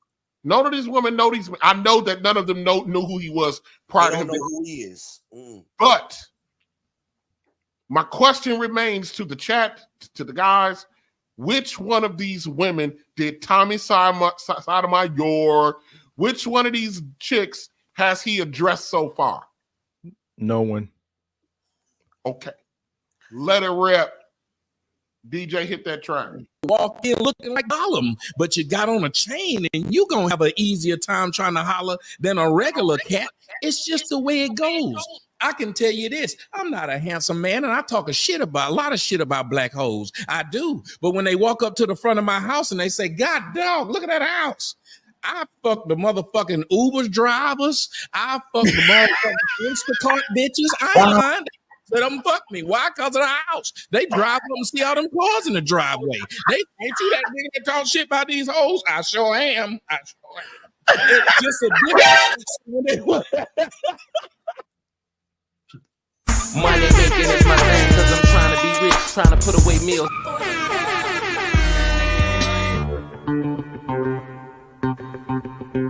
Here comes the money. Here we go. Here comes the All right. Sorry, it took me a little bit to get to your super chats. Almanize back again with them $2. And you know, we appreciate them $2. Got to make remember. These last $2. They go a long way. Them last $2, they go a long, long way. She found another $2. And also, Messy Michonne is in the building with the double nickel. Ladies and gentlemen, in the middle of next week, I'm going to take the time right now to tell you that Messy Michonne and I have a major announcement concerning both of our channels. And we will be making that announcement mid next week. So just thought you guys should know. Stay tuned, stay tuned, stay tuned, stay tuned. Shout out to the besties. All right, let's get it back. So when they talking about they don't get approached, the difference is today, let's just be honest, fellas. The reason why it's a lot of men out here not having sex because there's a lot of women having sex with the same guys. You just saw Monica talk about she got her heart broke. by C Murder. Bitch, you been married and done had kids by 2 different men while that man been in jail. How he break your heart?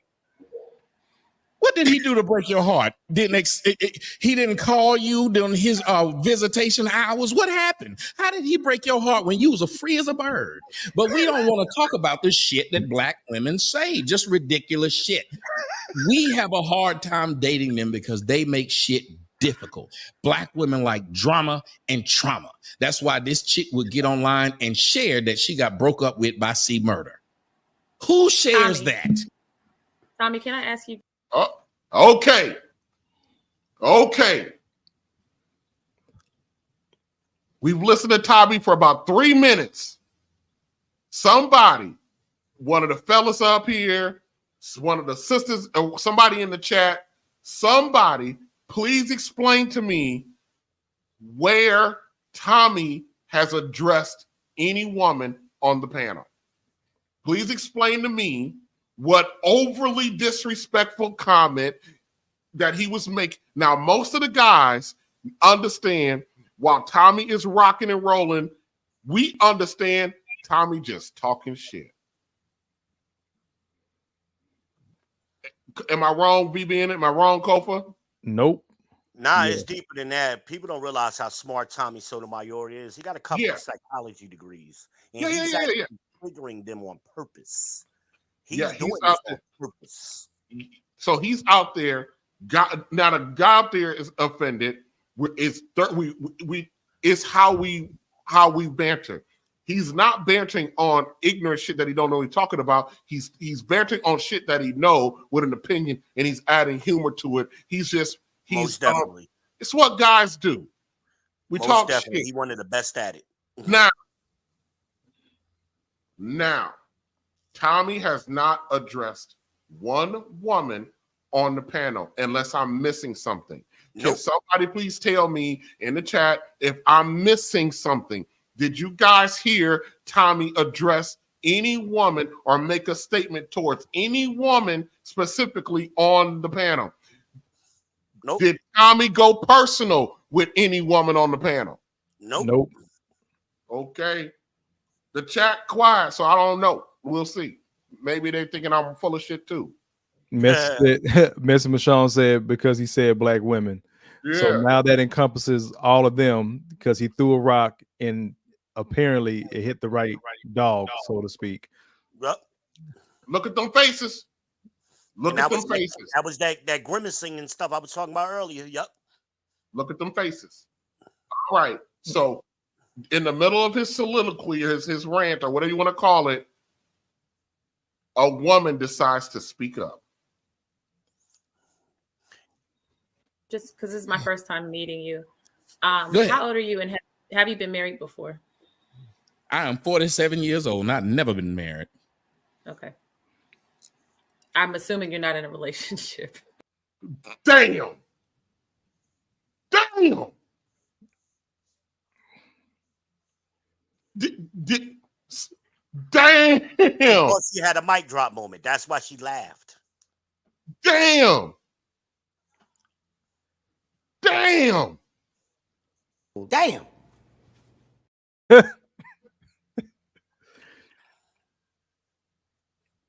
the first jab. That's the low key. I'm assuming you don't have anybody with the smirk. Yep. Yeah, that's the norm. Hey guys, let me tell you what she need right now.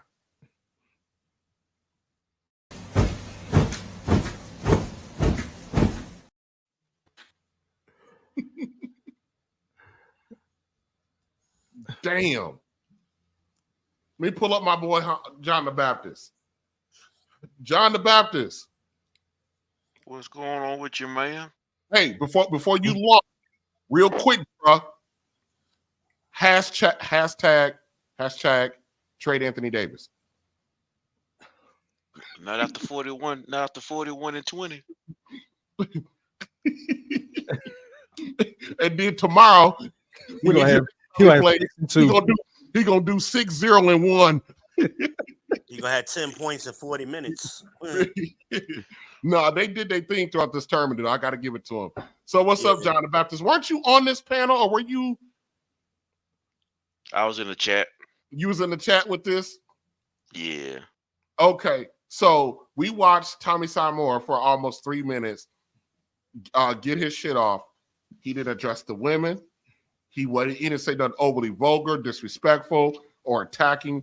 He didn't even acknowledge the ladies on the panel. And the first time one of the ladies spoke, she went straight personal with him. An insult. Mm-hmm. Insulting. Mm-hmm. And I'm trying to figure out, John, what do you think is her what did Tommy say to you, do you believe, that made her go to the left on him right off the rip? Kofa, what did she say to him after I'm assuming what did she say something about him? Here, I can just rewind it. Hold on, about him not having a woman. You're not in a relationship. Yeah, let's rewind that. Let's rewind that. It's my first time meeting you. How old are you, and have you been married before? I am 47 years old, and I've never been married. Okay. I'm assuming you're not in a relationship. Oh, no, I am. And she laughed at that. What do you think, John the Baptist? What I think is the only thing that Tommy said wrong that night, and I said this for the third time, he said he root for the 49ers. Just on there, heard wrong. Other than that, that man didn't say nothing wrong. So basically what that was, we all know Dana shit. Dana cool, but the only part where I heard that what Dana did wrong that night was she was trying to figure out who he was, trying to get some background information on him. And I said this then, sometimes people gather background information so they can use it against you later. Mm-hmm. That's basically what she was doing.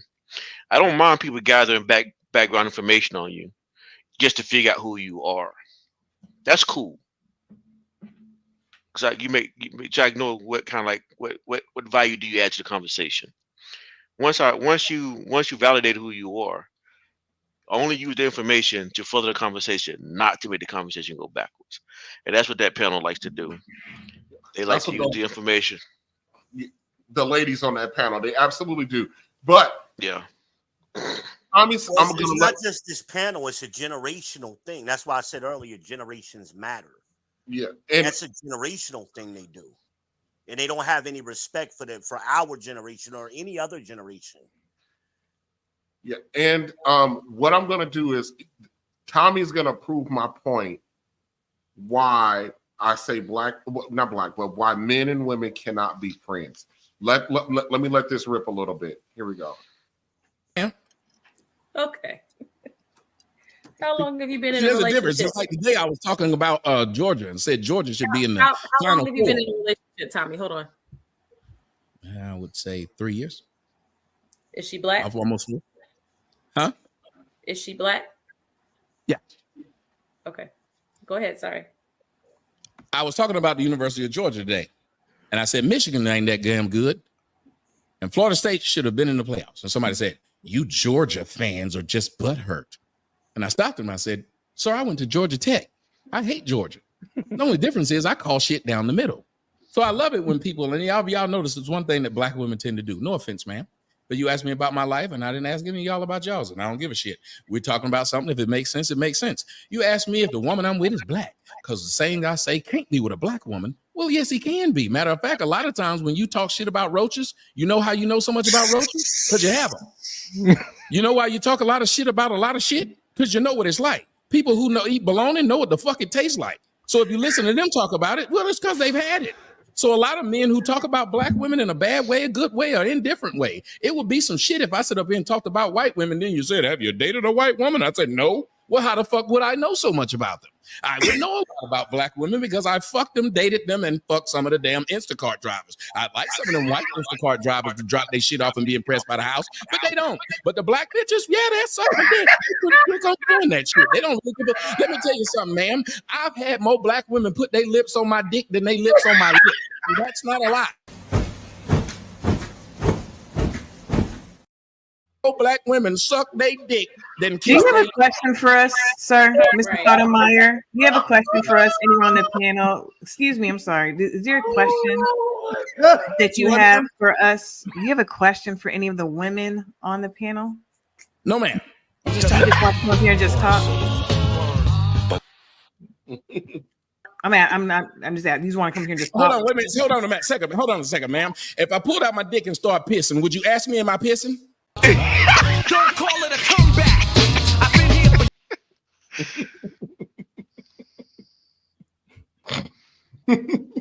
This is what this is turned into you tonight. See me pissing, so you to be sure that I'm. He just came up here for the dick riders to keep dick riding. That's what it sounds like. The dick riders. I got it. man. Friends, how many of us have them? Friends, ones we can depend on. So they went from attacking him. Notice the woman, Dana asked him a question, went personal, told him he wasn't in a relationship. The next woman talking about, do you got any questions for the women on the panel? And then the girl next to the girl with the glasses, her name is Sis. She's talking about, oh, he just here for the dick riders. So Tommy just proved black men cannot be friends with women because men can't get their shit off with a woman and nothing like this without anything like this coming out. Well, this group of women are used to having leverage. Hold on a second, get my shit off. So, to answer your questions, ladies, when you say, when you make the statement, I can be friends with a guy. Really? Friends, how many of us have them? Really? Because when a guy gets his shit off, this is what we get. Go ahead, BBN. Yeah, they're used to having leverage over men. And now they have two Gen Xers and Angry Man and Tommy Sotomayor, and they sense it immediately that they're not getting attention. We got to inject ourselves and we got to insult him and we got to take him down. He is a threat to our leverage that we're normally used to having over these group of guys. Now I'm gonna even insult those guys. I'm gonna call them dick riders. Because you got one of the kings in the manosphere there in Angry Man, and you got Tommy Sotomayor, who is the architect of all of this. He's been doing this for 15 damn years that I know about. Yep. Everybody's patterned themselves after Tommy. He's the first one to show this we could make money. They don't care because it's about them. They don't have any power in the moment. Okay. With that being said, let's watch this unfold. Yeah, this is what he do. This is his open mic night. I get it. Go ahead. You got it. Somebody told me you had to come up here with questions, and I shut the fuck up and ask questions. Please, I don't want to be rude. Tell me what the fuck I was rude to anybody, ma'am. Please tell me. But ladies and gentlemen, this is what you get from black hoes. This big nose up here just trying to be smart with me, and I ain't said shit to her. I've been hilarious, and you don't know nothing about it. You don't know nothing about how to make a crowd laugh and think at the same time. That's all I did. I wasn't rude to you or nobody else, but you hoes found the chance to be rude to me, and nobody else had. I just wanted to know. I was not rude. I was not rude once. If you didn't like what the fuck I was saying, you I should didn't shut say you the fuck were up. I rude. wasn't bothering you. And don't ask me to pass on a weakness. Do you have any questions?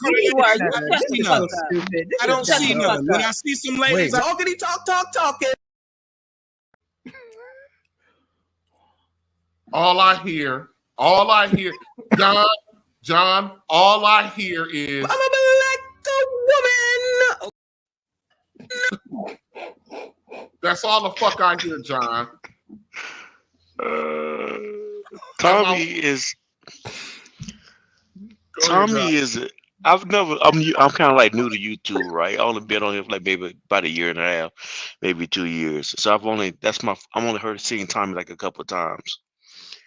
And that night was the most night I've ever I was exposed to him, and I can tell you right now, that dude is a genius.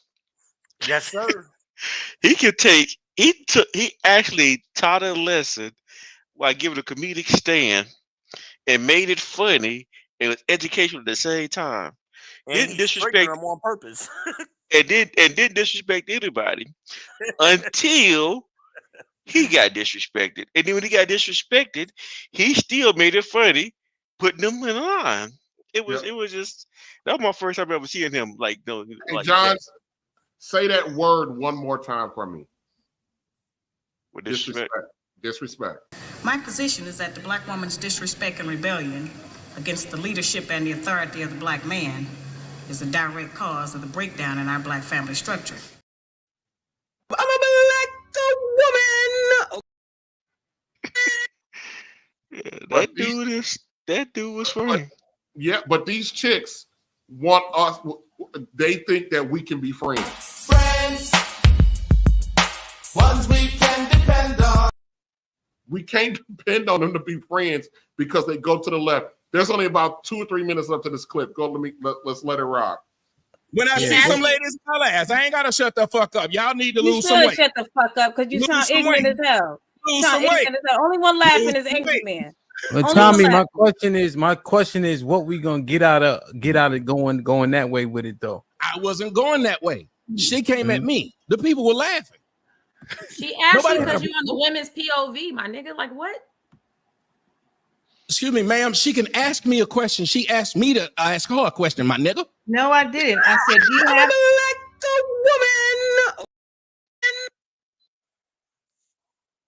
He came here to get these dick riders to continue dick riding. And that's why he's excited. Yeah, they're excited. Go ahead. Let the dick riders go off. Oh, yeah. I'm on mute.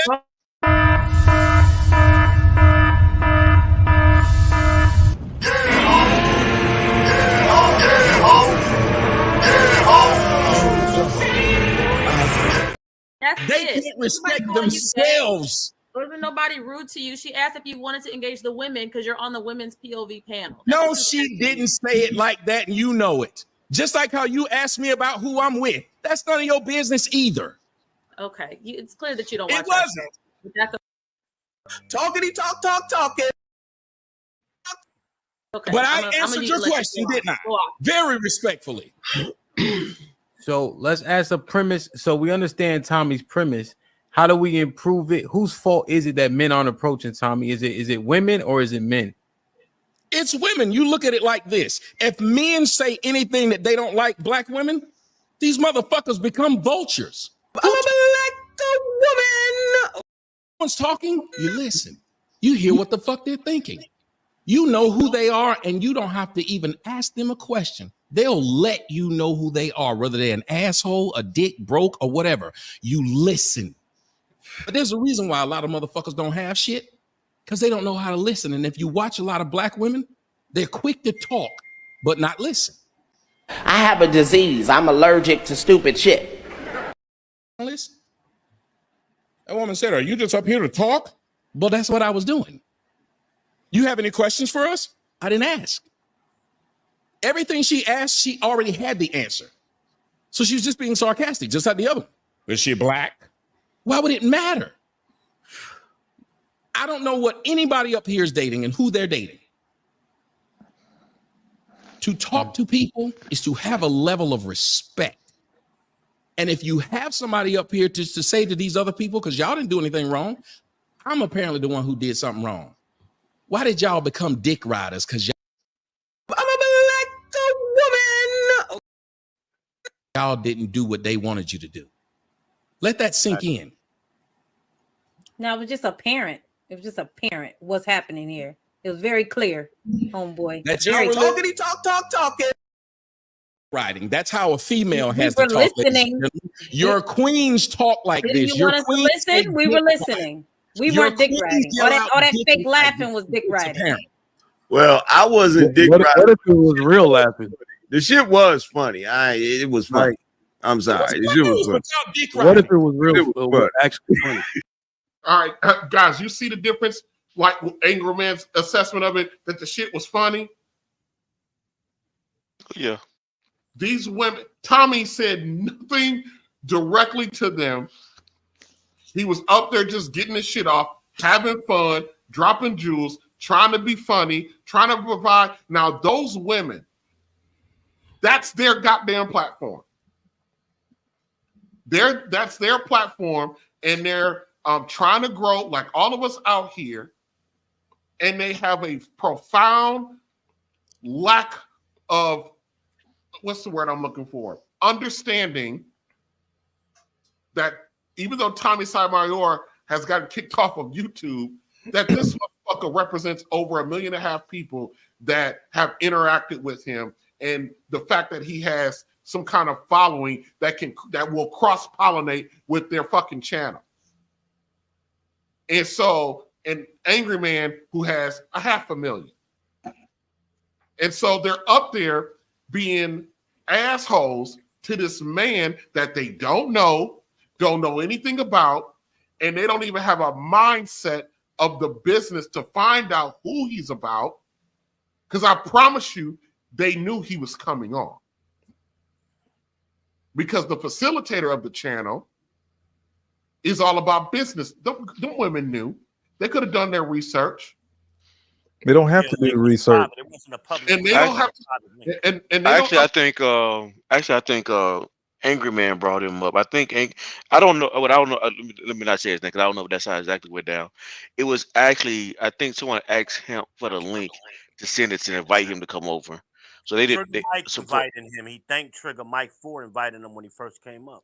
Okay. Yeah, So that's who it was. Trigger Mike. Okay. And I so I don't think they knew he was coming until he was on his way over there to you talking about the Trigger girls? Yeah, the girls. Yes. Hemp knew, because ain't no way Trigger Mike gonna invite somebody up on Hemp's platform without asking him. I thought they asked him. I thought he asked him for the link during the show. I could be wrong now, Really? but I thought I heard. I thought I heard that during the show, but I could be wrong. I thought I heard that during the show. My overall point is that we out here having these discussions and trying to do work and trying to push the conversation forward. But the one thing that a lot of us can't forget about is that fact that this is a business. That this might be risky as a business. And correct. Tommy is an asset to grow your business because Tommy has access to a network of over 1.5 million people on this very social media platform. More than that, man. I know it's more than that, but I'm just trying to. I mean, it's more closer to 10 million. This guy has been doing this for a long time. Yeah. The point is that they are on the verge or potentially on the verge of fucking that up for their channel. Yeah. Because does it matter when you feel like you're right? For a lot of times with our sisters, does it matter? Later on in the show, they told him to leave. That's not that need to be right is strong, man. They don't care about that. Overrides business. That overrides progress. They need to be right. Takes over everything. That was and I think Messi said something earlier. Women can't be friends with women. Nope. And if you go to tonight's did you just say the magic word? The word of the day? The word of the day. How many of us have them? Friends. Word of the day. So a quick pivot.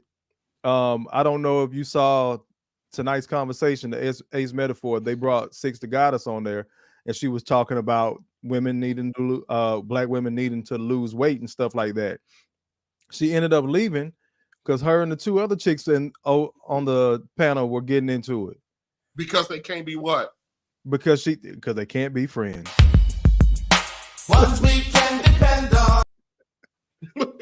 But she was just saying, like, we've tiptoed around this issue for too long, and we need to start addressing it head on. And pretty much, I mean, it go different banter, but pretty much they ran her up out of there too.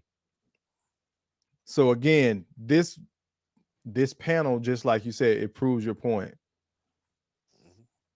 Can't be friends. We can't even, a lot of times we can't even be cordial. And I've told women this myself. I'm like, y'all have to realize Did you say the magic word again? Did I? Yeah, friends. Friends. How many? I told him, you know, a lot of times black women got to realize like y'all suck as friends.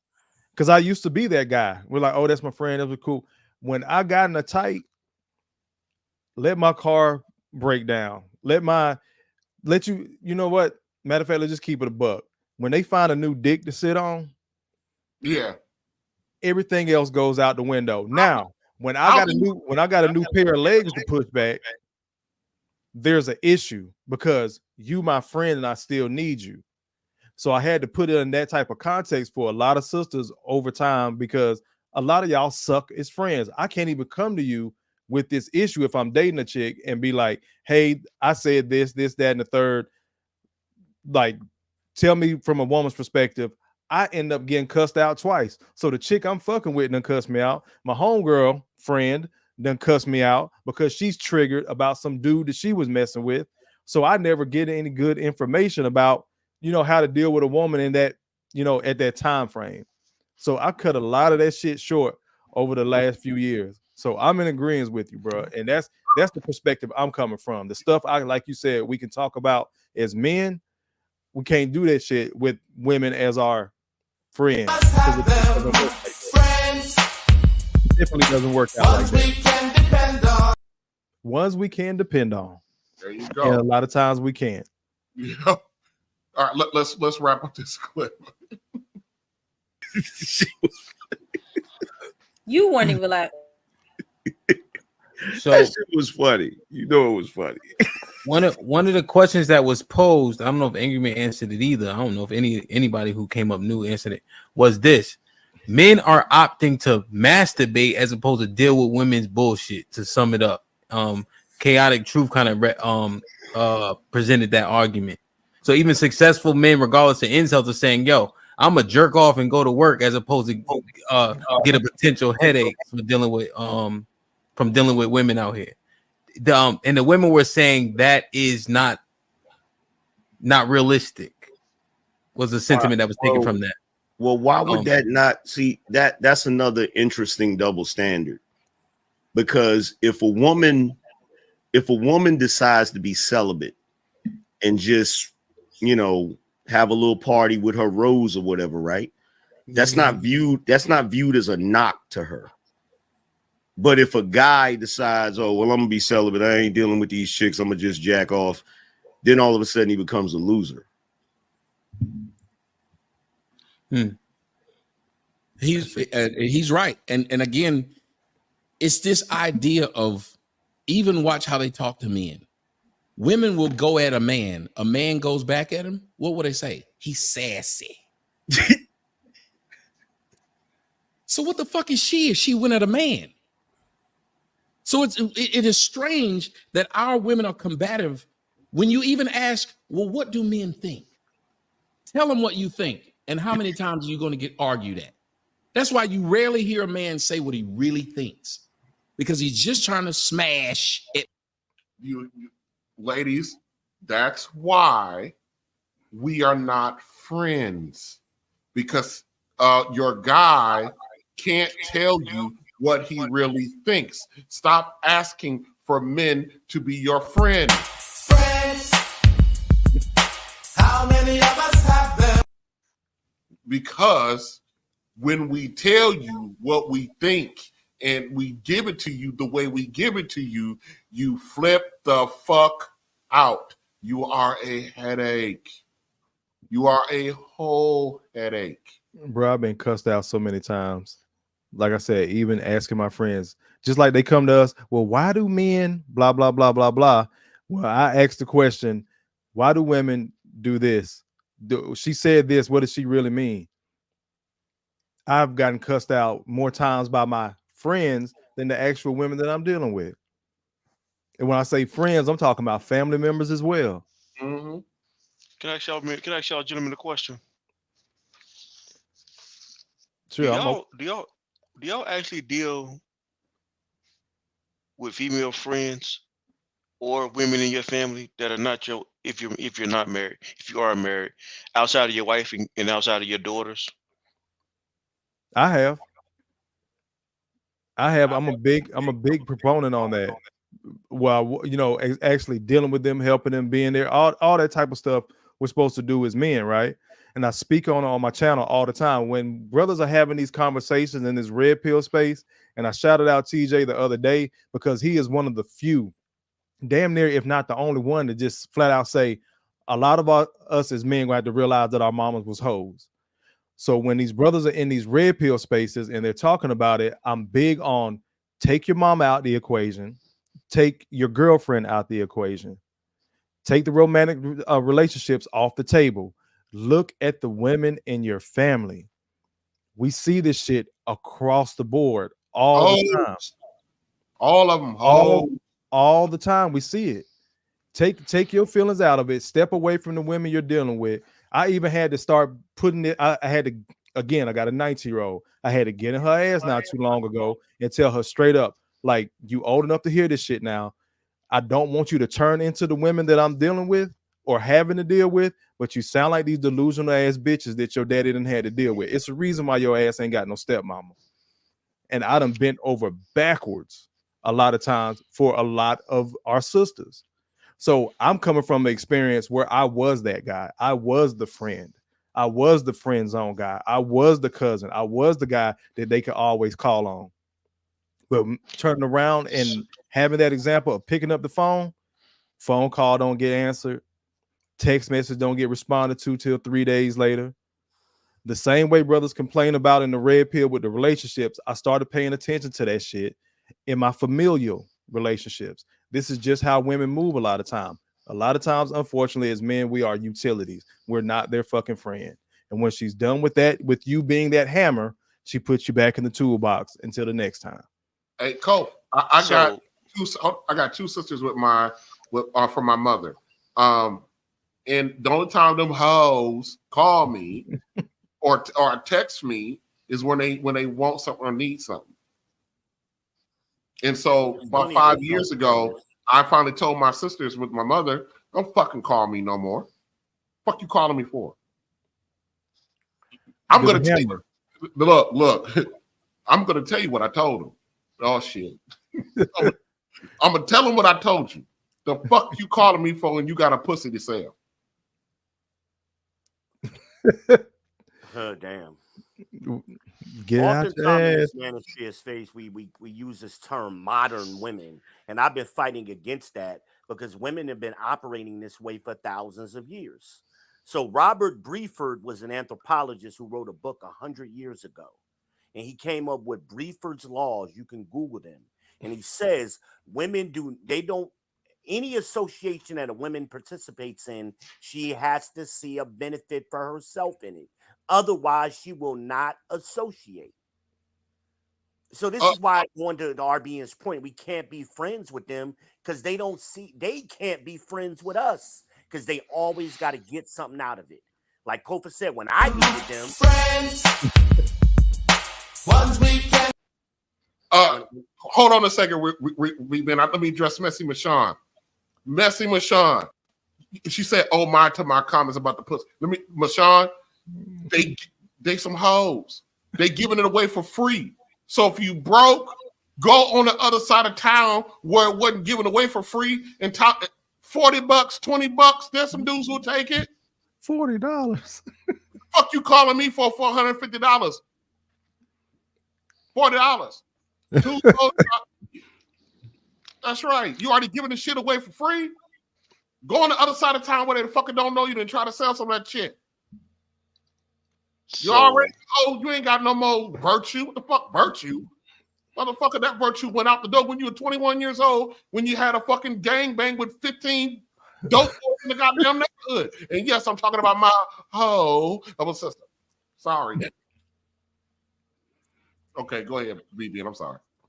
I'm enjoying this conversation with y'all fellas, but yeah, I mean, this has been going just like RBN said. Your mama was a hoe. Grandma, like I say, grandma ain't had no drawers on. This has been going on for generations. The only difference is the environment has changed and we're talking about it now. That's the only thing that's different. But they can't be friends with us because it comes to a point. Friendship, it's 50-50, or I do for you, you do for me. One hand wash the other. They can't do that because their nature, according to Robert Brieford, you can get his book on Amazon. It's called Mothers. He said it. They always got to get a benefit, and when they don't get a benefit, they don't want to associate with you. He wrote that 100 years ago. So how we talk about modern women when he predicted it in the 1920s? But they want to be your friend. No, they want you to. They don't want to be your friend. They want you to be their friend. They want you to be friends. Right. They don't want to be yours. How many of us have them? When I needed them, they ain't want to. We ain't friends no more. They want to be friends. So the reason why I asked the question, They want to maintain leverage until Go ahead, John. Give something up. They're selfish. So the reason why I asked the question, because I kind of learned what you guys said the hard way. Like, so back in 1995, I got married, right? At 22 years old, I got married. And every time, so there's 2 special dates that I remember. And those are significant days. 1995 when I got married, and then 2002 when my daughter was born. Each day, each time that I added another woman into my circle, I cut other women out. I didn't recognize this when I was doing it, but it just happens that when I look back over years, it happens. So when I got married to my wife, I cut my mom and my sister out. When I had my daughter, I cut my nieces out. All the other associates and all the people that associate with my wife outside of family, like my in-laws. And that was significant to me because I began to learn as a young man. I began to learn this early. Like I said, I got married at 22. By the time I was 30, the only 2 women I was dealing with was my wife and my daughter. Why? Because I started figuring out I can't take care of all these people. Nope. If you're not going to listen to me, if you're not going to follow my instructions, you can't call me every time I get paid. That right there. Whenever your kids don't act right, don't come to me because I can't fix it if you're not going to listen to me. Now, if you're going to listen to me, you my little brother, or you my son, or you my nephew. Well, then don't call your nephew, don't call your little brother, don't call your son then. If you know more than me, don't call me. Don't call me. Because you end up doing double work. I couldn't do it. No, but I'm 48. I'm 49 now. Only 2 women I deal with is my wife and my daughter.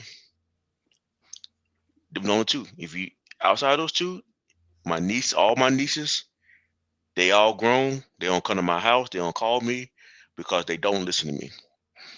My wife, it hurts my wife. Like, don't let these little girls come in our house. Don't let these little girls call us for money. They got kids now. They didn't listen. That's it. Yeah, and that's you being the patriarch of the family. You're the guy that everybody know they can call on. But so that just did a show about it a couple of days ago. So for the brothers out there, when you are getting used, that means you're useful. So that's part that goes back to that part of the manhood conversation we were talking about earlier. You're useful. You have to start compartmentalizing where you're going to put that use at, just like John just said. My wife, my daughter, that's it.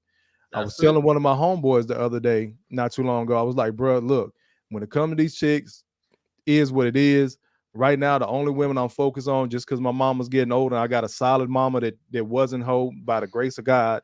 I lucked up, but that has its limits. My mama and my daughter's 19 now. It's certain shit that I tell her she don't want to listen to because she in her I'm grown phase. Bet. Then started telling her ass no. Yep. That money getting short. When I told my homeboy that, like, he was just so taken aback that your mama and your daughter, yeah, bro, that shit got its limits too. So if I can give my mama this type of smoke, these bitches out here ain't got a hope in hell. They ain't got a chance. All right, I'm at this space now. So yep, let's wrap this up. Maybe Tommy can convince me that we can be friends. I don't know. Best. And then he moves on. Because you can't have a conversation with a group of motherfuckers who are waiting to jump at the first thing they hear that they don't like. How can you ever hear someone say something that's meaningful and from the heart if you scare them into saying what you want to hear? White people who still say nigger, they just don't say it in front of your face. Don't mean they don't like your black ass. They just figured out not to say it in person. That's it. You haven't changed what people think because you haven't allowed them to. It's the same reason why people are afraid to say things about gays, but it don't mean that they still don't say it, that they still don't think it. You just don't want to get fired. Black women have made it to where people are afraid to speak to them because they go to Popeyes, and if you say something wrong, they're going to throw the chicken at you. I'm a black woman. And it just think being sourpuss face all the time makes sense. You wouldn't have a panel of white women just sitting up here pissed the fuck off. I wouldn't care what I said. Just to want to be mad? Think about that, ladies and gentlemen. Somebody in the comment section said it's late. People wanted to have fun. Hell, I got a drink in my hand, laughing. I got a black bitch upstairs that just cooked and she's chilling. He don't give a fuck about what I'm saying. And if this bitch don't, why would a motherfucker I don't know be pissed? Just let that sink in. You wake up to be pissed. Yeah. So what's going on here? So he's just gonna talk like that, and he's gonna make assumptions and throw them. Now, we're about to get up out of here in a second. This lady right here that's talking now, she turns to DJ Ham and goes, "What we doing now? You just gonna make this do da da da da." Let me say something to you guys. That lady is his biological sister. She just tried to put a battery in the back of her brother to go and attack Tommy because she don't like what the fuck Tommy said about her. We actually, the next day, DJ Hamp had a whole stream about this, and I had to go up there to have a conversation about it because I wanted to talk to him about it, because when you are a brother, you know what I mean? You got to be careful, because the brother in you will almost always override common sense. Yeah. You know what I mean? And I told him to his face, and Hemp is a dude, you know, you dude. I said, your sister was out of order, and it was not fair for her to try to weaponize you against that dude when she was disrespectful as fuck to that dude. And I said to him, now, had this conversation been happening the conversation got actually even more intense, because I didn't clip that part out. It got way more intense with Tommy and DJ Hemp's sister. Had that conversation been going on in person, it wouldn't have mattered that DJ Hemp's sister was in the wrong. That interaction would have put Hemp and Tommy in a physical fight, even though his sister is wrong, because the brother in him is not going to any perceived threat to his sister, his mother, his daughter, his wife's. It don't even matter if they're right or wrong. He's not going to allow a threat, even if it was earned, to come to them. And she was wrong. Facts. Well, that's the male hyena in him. He wants to protect the gynocracy. It's not about protecting. BBN, let me tell you something. It ain't about protecting gynocracy. I got a sister who's a fucking stud. She's dating this chick with some kids. This dude has access to this woman's house.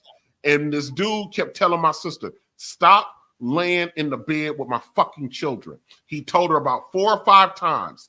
If my kids are in the bed, don't get your ass in the bed and lay down with my kids in the fucking bed. My sister kept ignoring him because my sister's a fucking stud. And she thinks she's much as a fucking dude as him. Right. Well, one day, she over there asleep.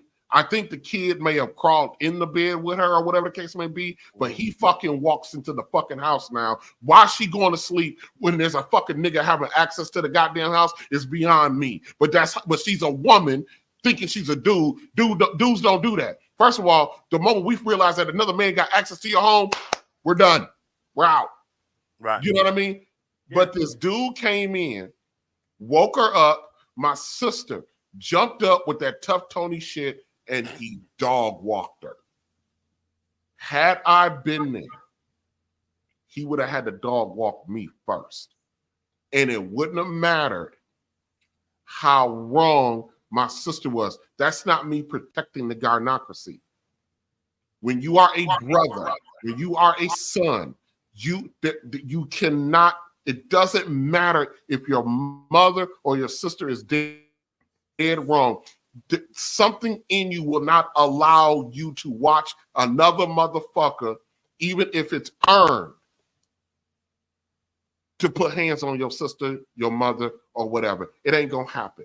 And this is why I'm saying Hamp's sister is fucking out of order for this. Because she could potentially, and we've seen it time and time and time again on the news, where some chick's brother got his life ended because his sister put a fucking battery in his back because she couldn't keep her mouth closed or couldn't keep her hands to herself.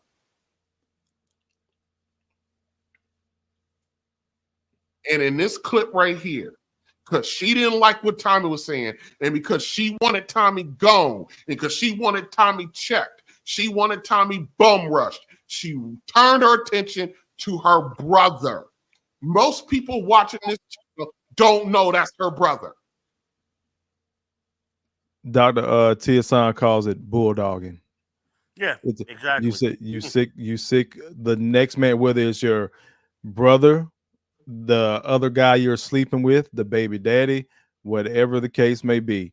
And we've seen black men be weaponized time and time again. And somebody got to lose that fight, brothers. So for the men, somebody got to lose that fight. Somebody has to be able to have a cooler head, say fuck it, and walk away. Because guess what? One way or the other, they're going to call you a bitch. If you stay there and fight and protect her, you a bitch because, oh, nigga, what you fighting another dude for? If you don't do it, then you a bitch because you didn't protect your mama, your sister, your friend, whoever the case may be. You need to walk away, survive the encounter, and then you can come back, circle back, and get in your mama ass if it's the case, or your daughter, or your aunt, whatever that familiar tie is, because it's something that's going to click because it's physical violence going on. We're more physical. And I told, again, I'll make it personal for Kofa. I got 2 girls. I told both of them, do not put me in a position where I have to do something to somebody. Because after I go over there and check him, best believe I'm going to whoop your ass like you a fucking man for even putting me in that position. Because there's a good chance I'm going behind the wall or in the fucking ground. And this is why we talk the shit that we talk in the red pill a lot of time, because of this. That goddamn mouth. That's the one thing I think the world of black women. But the one thing I know black women cannot do is shut the fuck up. They can't do it. It's fucking possible. Until they get a control on that shit, then it's going to be a lot more guys like you just mentioned dead on the news for protecting his sister, protecting his mama, protecting his daughter. It's going to be a lot of that going on. We've seen it time, like you said, we've seen it time and time again. And no matter how many real world examples we have of it, we think it's okay. That's why his sister did that. Because it's the norm. Right. Yep. I felt threatened because I didn't like something. Yep. No matter what terms we like, it's the gynocracy. That's what it is. And I'm glad you brought up Tiasan Johnson and BGS Immore actually discussed this very thing. I got 6 sisters. I got 2 daughters and 2 sons. And I always told my sons, do not let your sisters get you into some shit because you will be dead and then we'll be back with the person you beat up. Facts. I don't care if that's your sister. I don't care if it's my sister, my aunt, my mother. We got to let them die. We got to let them burn out. That's the only way you can fix it. You can't argue them. You're never going to win an argument with them. They're not going to listen to logic. So if you're serious about fixing the black community, somebody got to die. Everybody ain't going to make the boat. Hell, Christ said he was going to kill them. Okay. Because they were worshiping Diana, the queen of heaven. And he told them, be quiet and listen and learn in silence. And if you can't do this, you're going to get put to death, is what Christ said to him, because he ain't want to argue with him no more. V-Band, that's the final word. Guys, hang back a minute. We put to get up out of here, okay? Y'all hang back a second for me. Okay. LPZ up in here. LPZ up in here. Yeah. LPZ up in here. Yeah. LPZ up in here. I'm a king, I've been made a righteous king. You gon' know that I'm a king when I step up on the scene. I'm a king, I've been made a righteous king. You gon' know that I'm a king when I step up on the scene. Okay, they been sleeping on me, now it's time to wake up from that nap. Get to know me, shawty, you can do that when you hear me rap. Flowing like a river when I spit, I know you feeling that. Crowns on my head, beat snapbacks and some fitted caps. Yep, turn it to the back and walk tall. Under 6 feet, I'm really not that tall at all. But I do some things that you never seen, bruh. Acting like a king. Why is that? Cause I'm a king, bruh. With a swagger that you probably never ever saw. Call me sushi cause I gotta give it to him raw. Southpaw like a left-handed boxer. Get the microphone and start snapping like a lobster. Yes sir, I've been made all over. Not Jehovah Witness, but I witness for Jehovah. Yep, I'm a soldier, marching on the scene. Christ paid the price, so I've been made a righteous king. I'm a king, I've been made a righteous king. You gon' know that I'm a king when I step up on the scene. I'm a king, I've been made a righteous king. You gon' know that I'm a king when I step up on the scene. I'm a king, I've been made a righteous king. You gon' know that I'm a king when I step up on the scene. I'm a king, I've been made a righteous king. You gon' know that I'm a king when I step up on the scene. Crown up on my head, yeah I cut them dreads. Focus on my craft, gotta keep the family fed. I am on my grind, kingdom on my mind. I ain't talking about rims when I say I'm getting